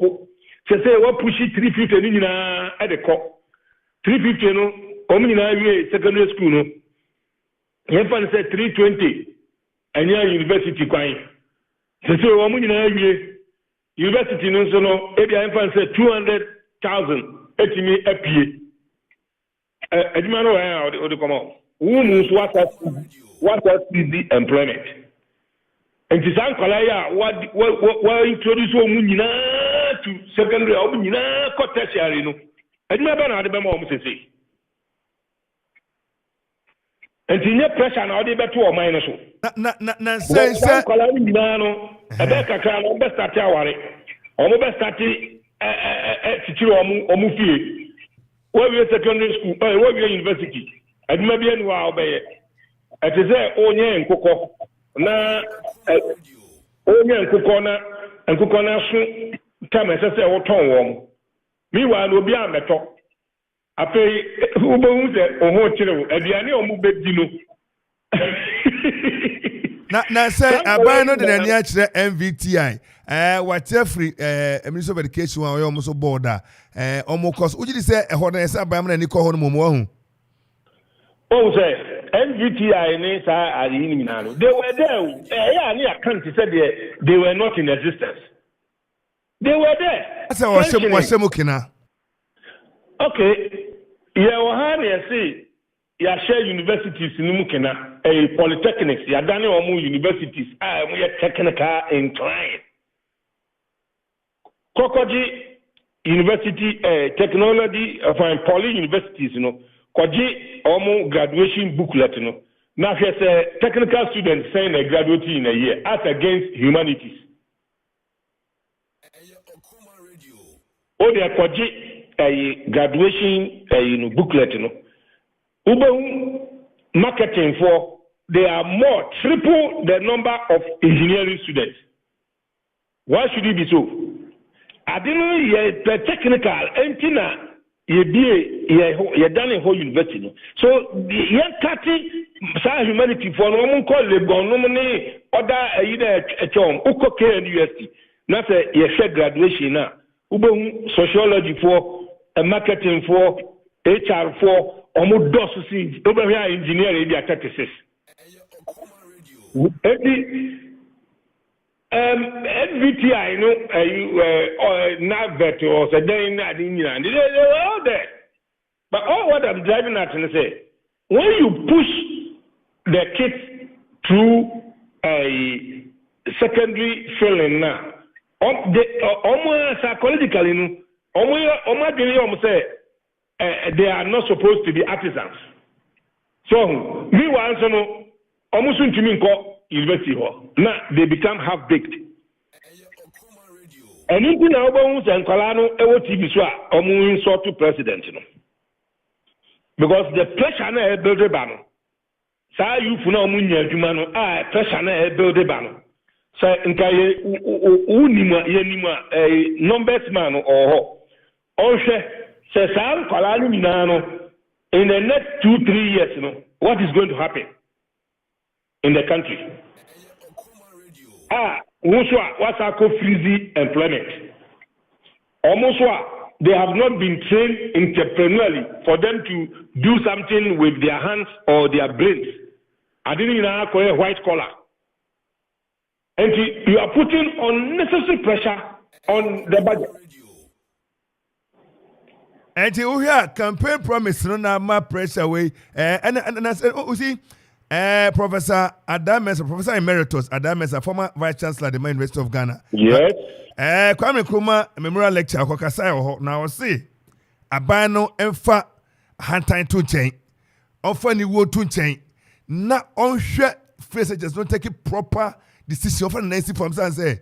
Was a policy no e dia ahohan e na brain kwada no. Ene say abata ne kwada ne bre. Kwada no suku omunya dan tinam e na gold, red, green and sana aduane ne ade. No full size about time there should be a certain cost sharing. What you mean over and can say about when fully mouth? It's not done anywhere. Only the adwin. No, I don't know, baby. I fact. No, because mechanic campaign say and your cry, young fan cosa, me the Miviana, so be bad reform na a only patrasem. That is the thinking of Nanado. Say your cry, young fan cosa. Your corner say will be for bar only for mayor and reforms. We all the couple obey them because the reality is that and they and Kuala call JSS private schools no. Omo ya dosuna say omo call aban schools. See, asema Prof Ken, I kind of for you or see. My daughter Mika. Mikion Kapa. Baby Okoti and I quote. If the policymaker rushes into a policy without a thorough examination of its ramifications, the outcome may turn out to be a disastrous.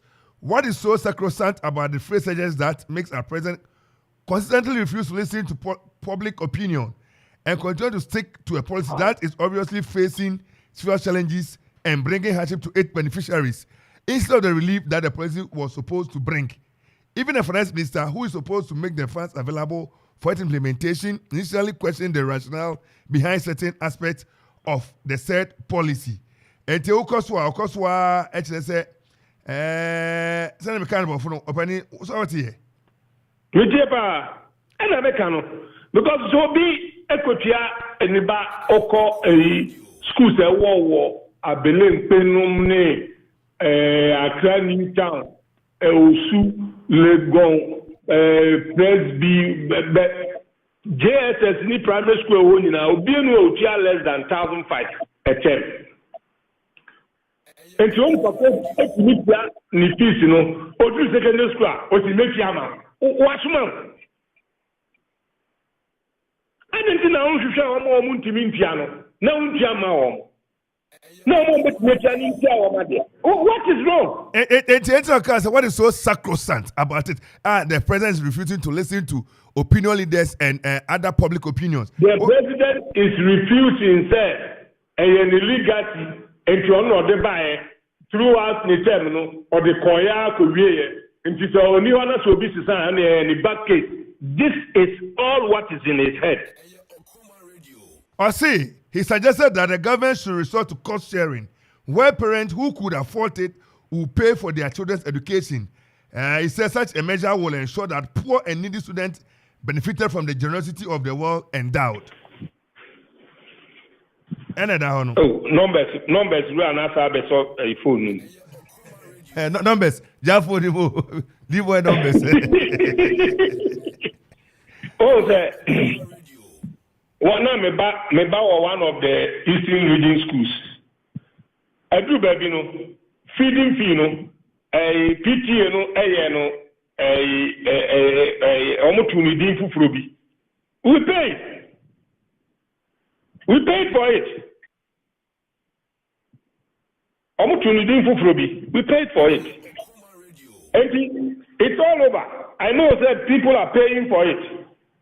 And if the ability is there for people to pay, why do you want to disturb the whole system?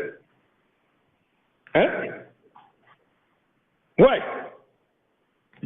And another family said, me na me buy free check, me legacy. And you know, me managing this, na me fanko. Me we na say, obi ba na so be reform na, on the problem. We, what is the buy? No, it doesn't work like that. Mr. Kote, and I oh dear, me can't say no yet 10 minutes. Producer say, "When Mr. Kote 10 minutes, mummy you know, muti me You know me, I see a car. No do a community best service. I don't know about me now. I said, "Pay." Next week, a better baby niasa. But what dear best try? One could turn best trying. Never. And I numbers no decry numbers. I never penny cry. Papa Moncote Yamisha be brave. Oh, sir, I'm say, and Yamicra say, Utima Bobby, will be a winning day. And into Mecandabia Mecase, Ma or mine in Sherman in Penny for this mono, Sebi, Montuan and Animal and Sedo and Sana State Barrier. Motiasi, Yanny Margine, I drink a name fan chichel or man. It's and say, Mosum Fasunti and a Moko school or my Musamba woman, Yamisha be brave. Oh, sir, you know, me that saying so. I can't pay that, Yakunta.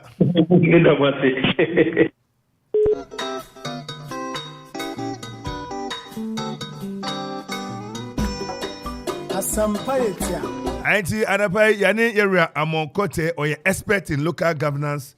Says something at the fa, Mamu name Potemu, Mamune, and Hunim Diani Adiakwame.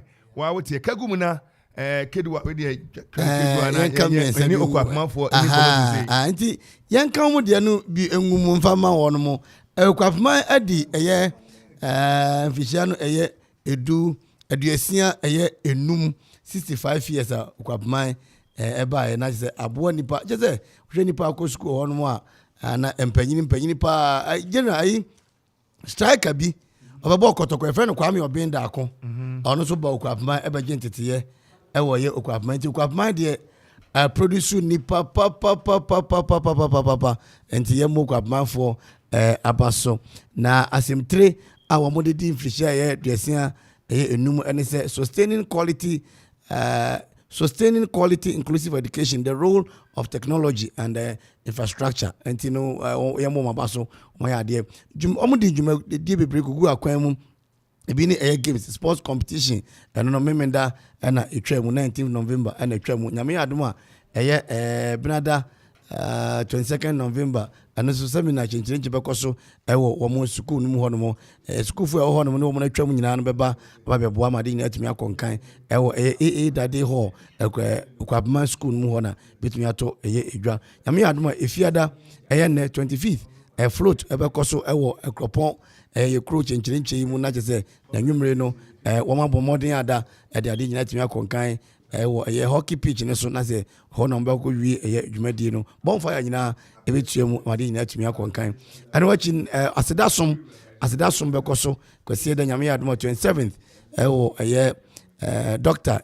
Dade Hall wo ye Okoman school nimti Okoman efo nyina to nsafre omanti asma Ghana ne wiase nyina so momra emeto mo chisa so 65 years de omabobra atitini papa ma de nyina atimi akonkan e de ama wodomo o say Sempe Primus always first adeshe owa hene Kofi e de Okoman fo ase nyame nshon papa say yewra fazo no mo ha be di bia to aso anwachi high height hotel and so yeko katai enra wo ne yeko so ewo executive pub nipa bye ne to baye advert wo command dia and I just say obenya fa so papa ya say yem phantom panyin akadom nyina nim say mo ware awie ampa baby ada na ade mo adwodwo a kama betumi aba executive room superior rooms the last rooms standard rooms junior suite ni nyina no ebi ye high height bo wo mo chiri kwa ye manfe ekuapem ho and I've been Latte Junction, VIP Junction, one more,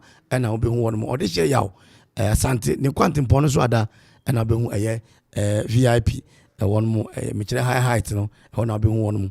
0577 685 603, and I'll fee 0548 666 182. High Height Hotel was with your brand, number you go home. Almost some crime and a catay, yako a year.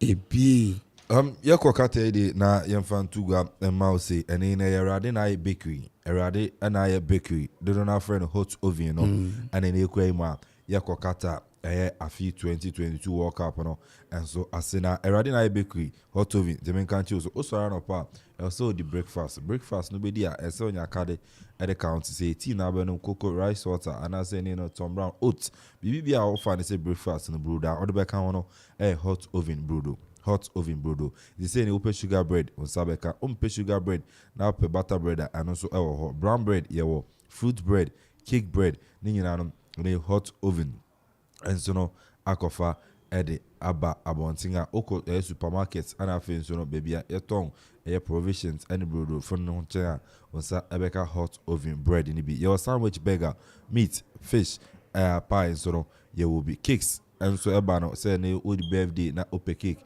and I say ope wedding cake be up pero oko hot oven aso ya and so no onsa ebeka chips so no you will be inteneno uba hot oven akachia onsa ebeka hot oven achi kwan tama matayeko akosumo ko fredi akwan no so anasa akosumo kwan no so ana ni no akosumo kwantempo no so ho ana ni no hot oven Omari Junction as a hospital junction up here and in hot oven and so for hot oven was 0544 107 016 0544 107 016. Yeah, Kwame anopena yeko ofla na ofla construction and real estate wamada Roma yeko yekate ina je yene ma na eko Kwame wi na mo mrata na wi na the announcement nyina e de agum anti ofla say ye phantom pain akadom nyina enim say eba say yesi adan kama general construction omudi hu dwuma real estate development omudi hu dwuma afi payload services ene so omoye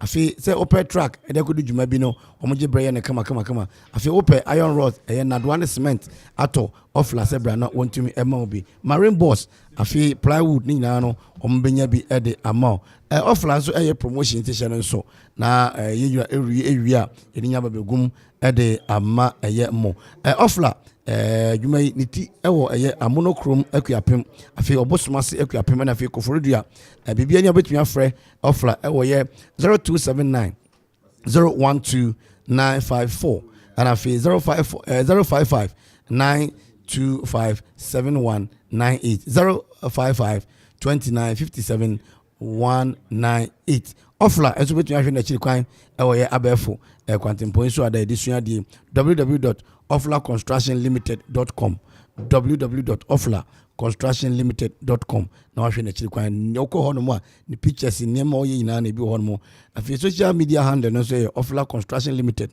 or say your property our priority Ofla no wo fanyi agrokro besi dan kama e de amount kwasi am say o school no ya mawie o school dia na Ofla promo no ya wie ba trans mo no kwa manka sanwie na mawie we no ya wie we na yi na MF no ko chiya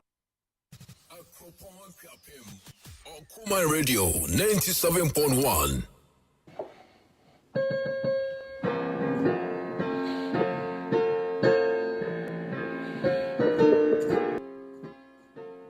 Okoman School celebrates its 65th anniversary. Semper Primus, always first. Adeshe Owahene. Hooray! Okoman School, Ghana's topmost co-educational second cycle institution in Okoman in the eastern region of Ghana, celebrates its 65th anniversary in grand style. Founded in February 1957 by the late lawyer Kweku Opukwe Champong, the pride of Okoman has provided direction for quality education to our students with skill acquisition, while instilling in them the enviable moral values of honesty, devotion, and commitment to duty, as well as respect for one another, all of which have ensured our students turn out to be responsible, disciplined, obedient, faithful, humble, and hardworking in society. Our program of activities for the 65th anniversary are as follows. Saturday, 19 November, we will engage in healthy games and sports competitions reminiscent of the good old days at the Okoman School field. Tuesday, 22nd November, we will engage in discussions on the important need for ensuring diversity and unique contributions as students, old and continuing, parents, as well as tutors participate in setting learning goals and taking part in decisions that affect them, with a special seminar on inclusive education at the Dr. A.A. Dade Hall, Okoman. For we know in a truly inclusive setting, every individual feels safe and has a sense of belonging. Friday, 25th November, we will embark on a float through Ekropong and sit by the fiercest of bonfires in the evening at the hockey pitch ahead of the ultimate weekend.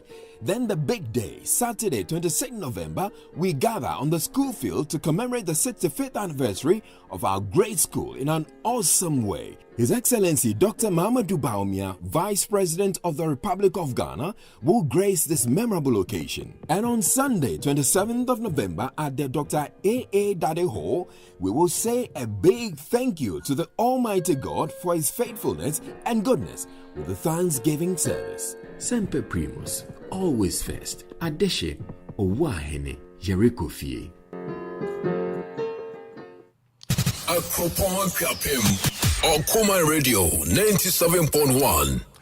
All right, so check out the time, just about 7 minutes after 10. Another interview is about to go down. That's the Okoman School. Adeshe, Semper Primus, Owahene, always first. Omun running be brave. There be a say adia ayamika womoye the great Kwadade house. Oh my goodness. Time me was school no na me sit and so na me wo pass into those days near na social media. Show me krata na me so much no Dokua Champon house, and she kept telling me about Kwadade boys. Kofi, so when you didn't do hank so Kwadade house oh magabakra. And that name has always stuck with me. And I've gone to watch the great Kwadade house. Me buy my coin. And me no can say, or this year Kwame Ado Dako, Deputy National Organizer at the old, is it a OPS? That's old. Okay.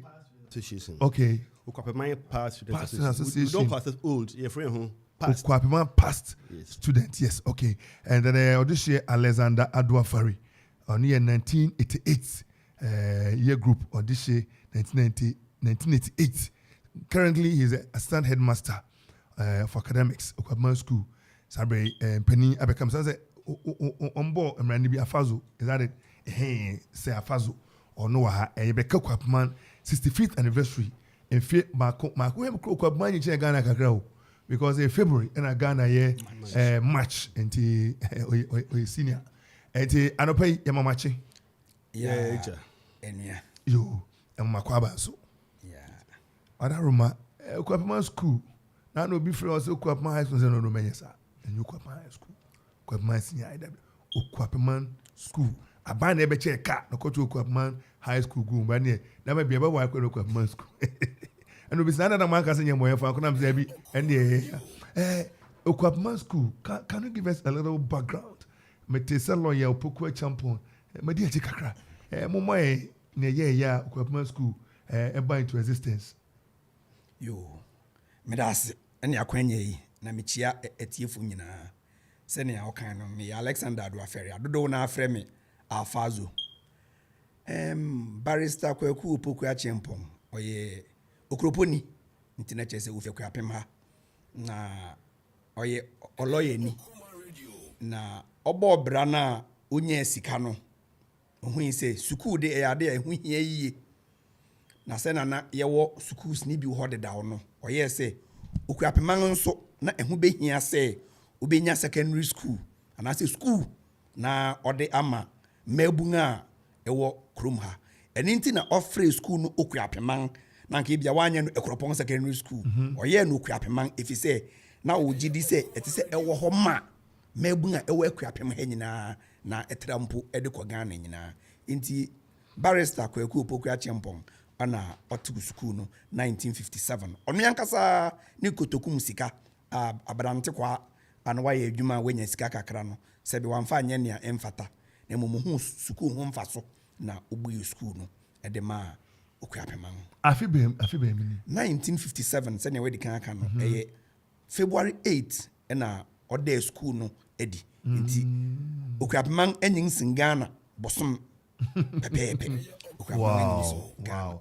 Enti ofiase no with school boy to start in girls school na afia be in mix e be in boys school na be mix when oye no mix straight ana mix straight away intake no the start no mo kai obey nipa ba wotwe na won nurse no nurse enne ye nya baby say form 1 form 2 form 3 fu nyina ya 3500 plus from 8 students to 3000 plus students. Yes. Wow. And I running the old system, no, the O level, A level, and then a abefuti. Programs bang, and now Moyobu no tea, now opportunity but you programs bang. Okay, man, yeah, programs in your programs yeah, general arts, yeah, general science, yeah, agricultural science, yeah, visual arts, yeah, home economics, and yeah, business. Into programs are why was secondary school, technical pe, and I'm pure secondary, into any technical.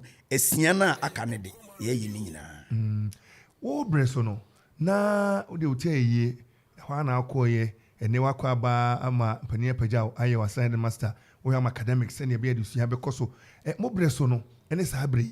What the Tutua, Adisuan, it is a oh, ye beke se yamre so no na adesua no e wo soro kakra sen ani eno ne so enyo kwap man kwa me ge di se afa ba biara social media no e be play ne part ena nema ahoro enso e be play ne part social media no ahu ete se eboya na ema yetimi suade na nso enei mabun no social media no mom reye abaye bibia emoyam won ema wonti menye den ensua den besa eje won mere se obi beke so aden na mama mofra kwan no wonfa phone school phone ya de a eboya de sua if se obetumi aye research wo so na so abofra no be research wo phone no so as against or the phone no ebehwe ne ema bi asebe emfata eninti na mekesi yambre so ne se na sa ne ema no enoso se ohoba na enoso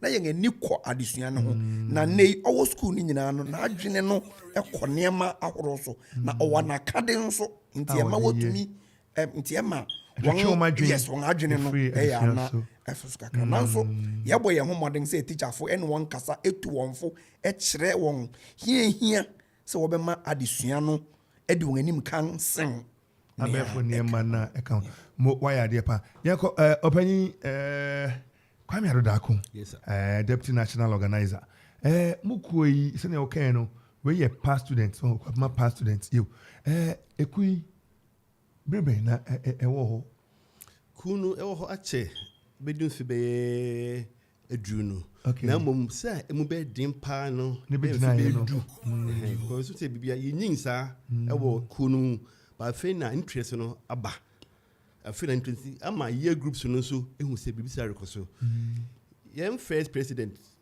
me say odu be 4 years sinamuganus ono bai ana openya tefwa former CEO of Ghana Airports obesumu ana say ye wo lawyer Stephen Sante be queen ono say so na president current president opani Emmanuel Chum Obin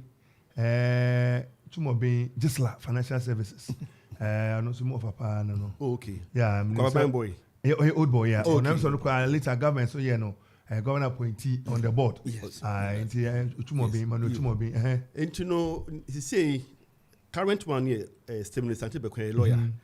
Ye boa ama year groups no one thing when say So why empower year groups na e ma kunu ko so ko kunu ko na say year groups no bra me ma ho be chiro so oma microphone to become into no see ye trace be empower year group no the fact can year group be say for come here 87 it will be 88 it will say fact can oh you no you junior and now senior yes me senior say for me senior okay to come 87 no or house be no opoku achempon house na na house be me na mo kwada the house very much but now so kwada the house the great kwada the house the great kwada there okay the go say oka kwada say for wintwem okwa kwada the ya painting house no a chapon so a full suit akufuku so it kwada the dey yan yak siya yeah we don't just say it we work our talk say na work no you it kwada the a house bia da no come so dey yeah you dey keke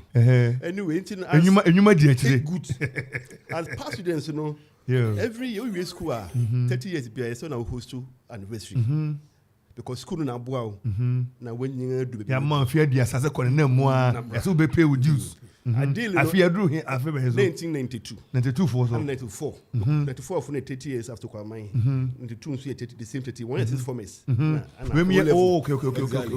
so kwa mine yes from school very big school until one and this year when the school no association ankasa dey yen take mass part but this year group na we dey fair duasa no ono the school na liaison now we as national no yen so my guidelines and me I'm on the board of the committee I organize this year no with the school and then the year group and to programs in the Bible aye you started fee walk that's 29th October a year walk e we mensa to pediatric the bikitasi e be aerobics kakra ho last week e be games at school ho that's 19th November schools and guess who won Kwada House. We won the games hands down. I'm not surprised. Yes, we won. Shouldn't be. Maybe one was done in Accra. We won it into Kwada Day. But you were kufu so where Marima pa. Na ma say bomi embete kakra na so mjina ho. Well no was she sumasi na wodi boni. But o Marima kufu so Marima papa. Okay. Example Marima papa. Okay. Marima de Okoman Kasa you will be. Yo. E ka Marima won semu dru a won me ya. You be bri ho. Yo. Into no eba ni odin dia Kwada House dey na dey obi anim. Our friends say watchmen in a face house into the what's a gate men but we don't mind. And you know so ene ayerika say one gate for very long ayo. Most my new entrance the first in Ghana. Exactly. And they commission year group dey dem kan ye 82 funa wo ye. Na na man fi hene. Ni year group one start what start ya che. Na yedum say be first ya anka ya on pressure. Sir we say obia say gwaricha na so he say no. Adana ye fe pa ntene ye be commission na school ho at 11 o'clock. And we actually year groups been so 2000 year group so etimi aye dan hope furniture that's benches and then the tables and no say be commission no pay and be hand over. Ye were 2009 1999 you once when I walk way be from the administration block to the senior block and no say be commission into activity no and no ebe koso into personal ye depend say ye boa all the year groups for no one who they need says go back home into when say home coming as well and ye be bonfire into from 2 we want to come for no pass from in river Okwapim township Ekropon ye been until the brass band tintin near flute with the students na fi ya back room her then we go back to the school have a bonfire with the fireworks that's how we start with the homecoming and then ochina day itself no na fi the anniversary climax no and I'm Chana mo bobo edwano exactly ochina ni bobo entis infrisia edusia enum 65 years team aye de to so same thing no yes sustaining quality inclusive education in Ghana, the role of infrastructure and technology. Okoman School, ye run inclusive education, and then ye was sebe, wanga di dem eye wongeni. Baby humo. Yen wong nyina Masa ba ko Harvard currently. Exactly. Yeah. Wong ya me ya bebre. Azamati. Yeah, I know. In Frisia ebien etwa mu 2020 wong ewie no. School prefect no nso ye obi asebe na nani edi dem asese owo University of Ghana or ye law. Wow. Inti inclusive education no ye ne pioneers. Secondary level no ye ne pioneers. inclusive any special school ne sɛbe anifirafo nkoa ɛwɔ hɔ with the team do inclusive if say yen won ye biribiara bom wo se obedi school prefect na sɛbe wani hu ade dem a yen gese wani hu ade mtije ne keke filing nomination biribiara vetting everything biribiara pepepe na se o fata se o ya na ye de kama enti eno na ye hu se inclusive education no ye hyemu kena ebeboa 1984-85 academic year you started inclusive education. You the school for Basa. Near Oka Basa no obi o no Evelyn or your lawyer ni our attorney general department send near Minokasi. Wow. 3 years ago, on obey a keynote speaker. Our homecoming 3 years ago. Ye di inti inclusive education no. Nienti afi ye de no na ye timang ne say. Yen who says yes, you mukena, near to me a tretre yakwaben mu, na ye nya dang near de a dorsum, ye bet me a fat, say any pano, baby. Na sebi, Quan Regina yensres risika sebi many ye me nina a to bedding ibika. And intina yesre say, a bang, one ye can be a ye, one a one sem wobby, one me boy infrastructure, and then library, classrooms, baby, young walkway, and anka.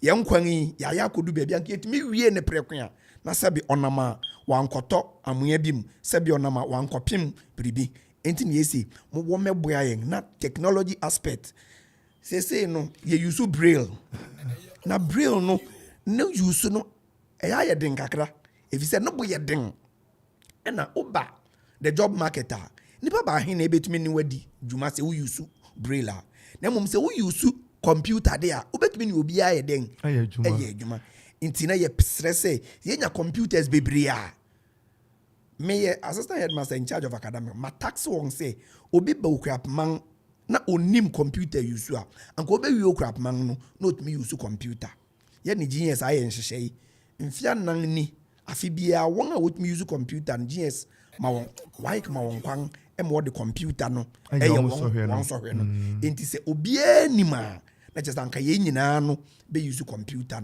na madodo na etimi aye den so work job market na also won aye very what competitive and nti na ye fa sa team no nti ye besre na ye hia mwa na ma yetumi ahwe yen infrastructure side na can say no na hokwapeman nipa na say okwapeman emma ewo ewiase a bibi say Google ene ti se bia Microsoft ni ade manya bia modern se dia koto manim anya ma se okwapeni bi sha ba bi o erenya won ase ne aka no nse adwene yetuatua ye fi baabi na ye ko baabi ntiem se afi na ya hyeda ede sa adwumadi asie ngani so ya documentary na sa documentary no ya resele ana yere ton tokuru bi ese documentary no bi ko no na ye di se eko achirichiri a se na we di kan kan ye di se afoforo nso beba beti ho behia said dama bia no ye hwe na ye di ani kire ho na ye no mo kasa so mo hwem wae na no ma me bi ba ha em se okira de o mu school ho ababa fe tenten fefesa na nani ti Regina ti obi ni buy na me number was message na me boy na obi so enene kasa otine and I was so amazed enti say nya aresem bi ene akukudro bi and she sat here and me kwa ka chen nipa sa no kan I'm sorry ko ka chen sorry last we underestimating her because she's capable and niema say na me kaso kwapeman school ye school a eda na nanom ko nwa ho na nanom eboa do mani edi akiri na sene wo kan no etimi ko okokuma sene ade a me fan compare o otumfo ebopoko ware o search twitwie ene sawakobi school ena prempa emse omo hawa anyhow me di se o se ade oni pani behwe na sa nsema ye kan odi akanda dwene ho na ono so edi anim na yaboa ma na simi asipi na ne matimi kama na nsan ye hunu se potama school so nyina dodo na nko national science and math quiz enti menim pani eguso ayetuzo niema na eguso ai be se ye be prepare na ne be ba afi edi anim die wo se timi kobi But be no kwapma kobi e ba ne den entini nya ne betena se na we kwan e be fa so a yesuku no anye bia MC by oyen se e be ya magis eno kwapma de e wo so mitimi ko gina na mu se ekwapem ne ade nti is a big project da ma bia no ye be hwe na ye de ndresi ya wie no preparation bia ye ni mpani de be gu akwan mu no na yetimi aye na yetimi eni se mo bo mo modin ene na fom nkwadai enti se kan nkwadaa trans no trans ene enko so hokora me free bay yenim se ne city enti empanifo ma tonsa from no mo ebe kasa ne ade no mate vice president din hwan na ebe bie Eastern Regional Minister Yera se kwame champo okay Minister for Education Kasa Anso ora osechum okay doctor ono baby young mama Dokuya oye MP okwan bia so ya tonsa obia ne hu hia na se omata e education no ya tonsa afre no se ochena so kwa manya mfirihia de osia num de a wonyina wonfa won nyansa ne wonim de emeta yen achi na ya hwemom ne yemfa nkai berima opoku achempon a odi school no eba no na school no obekoi no fa kwanya bia no bi tie how ben ne wo kan de ye gitum se ba bia do se bredania no da no hu bi enti computers and infrastructure and technology we agree dey bio ni ehia na no se mo school farm mo kosu organic ni adro kwa mo somebody si ho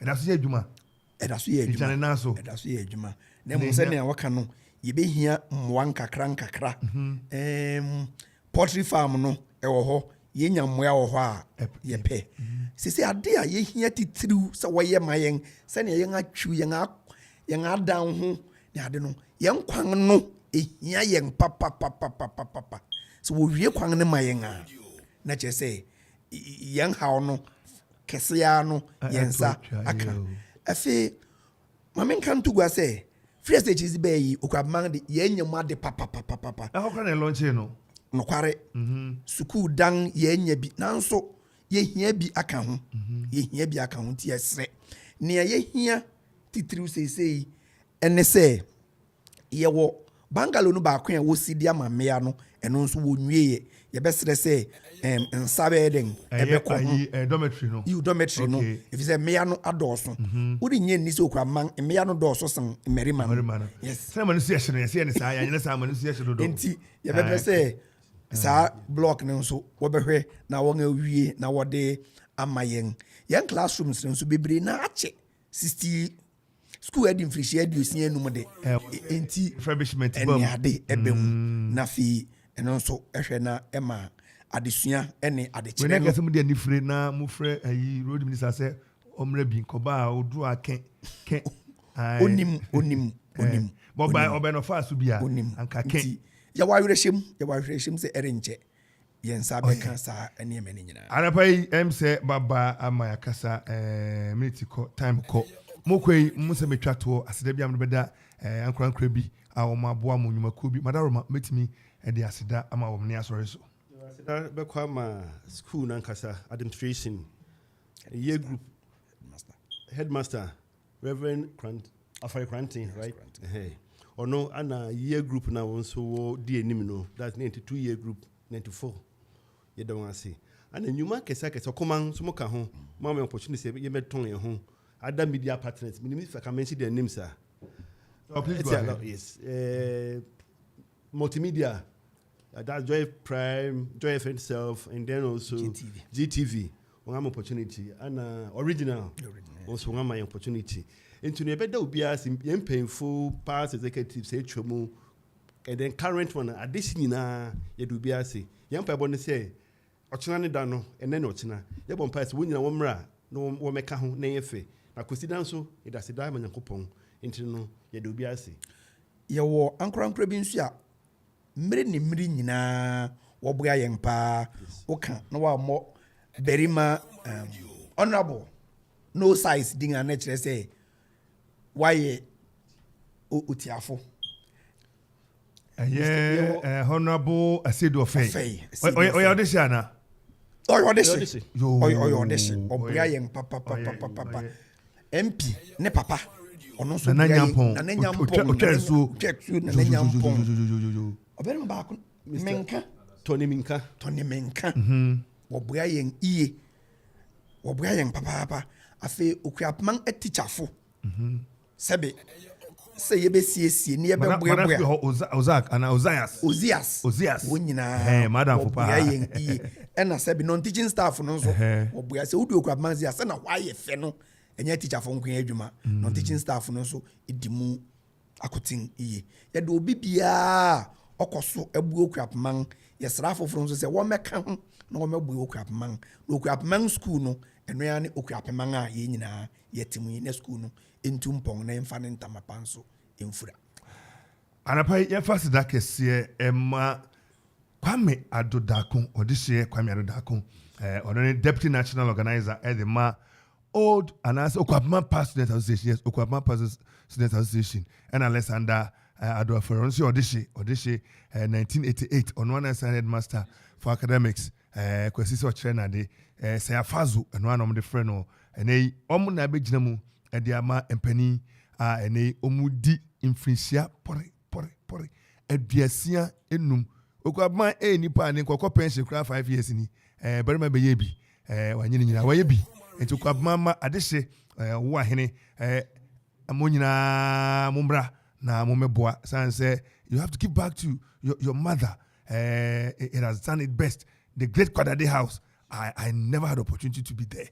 My sister kept telling me, Kofi, said when you did the Obo Kwapma, Kwadade, the Kwadade boys no, or come home so much them here, because I J Yakufu, where the Dadaba, Peche, no address, no attacking, David, we want to be more ultimate Kwadade, David, ultimate now, and I don't pay.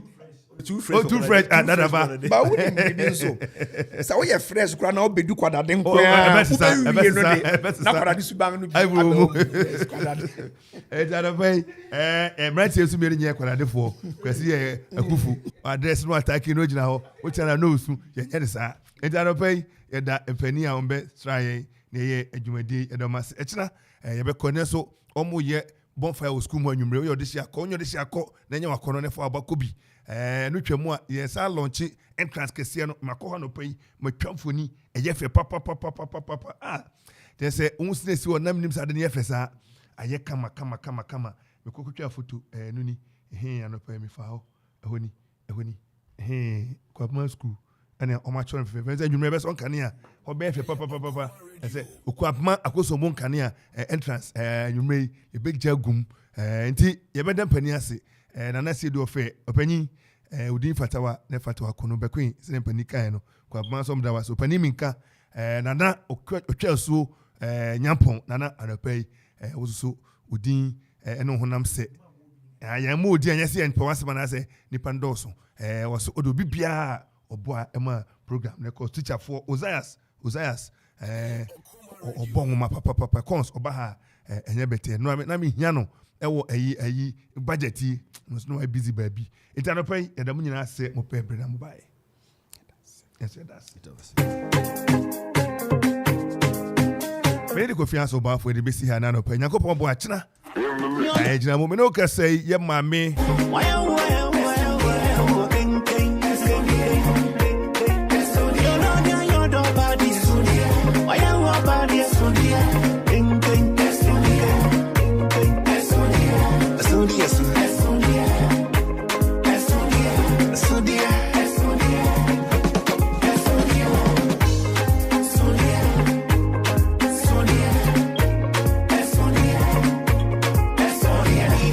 Mami Mary Jaubia Badu, me no can say Honorable Samuel Ofoswampo for National Chairman for the NDC party, and then Mami 1 week or year or Jackson Park, Koforidia, me no can say all roads lead to Koforidia Jackson Park, and Madam Mary Jaubia Badu, Honorable Samuel Ofoswampo for former Minister for Local Government, Papa, where Regional Minister Koforidia, in the potom, the Mami Nimpon da form, and Koforidia, and next year. 25th of November 2022 and upon no siane fa ekosi awia prem tobre 1 week in course ntia adofo nkwe na wono mo enko boa sanse eyedi enkoja na enkoja ye papa Samuel Ofosu Ampofo anapai me dey Kofi Ansong Baffuor e besi Nana Kwame Perry is up next with Ejuma Okoman Radio 97.1 FM television.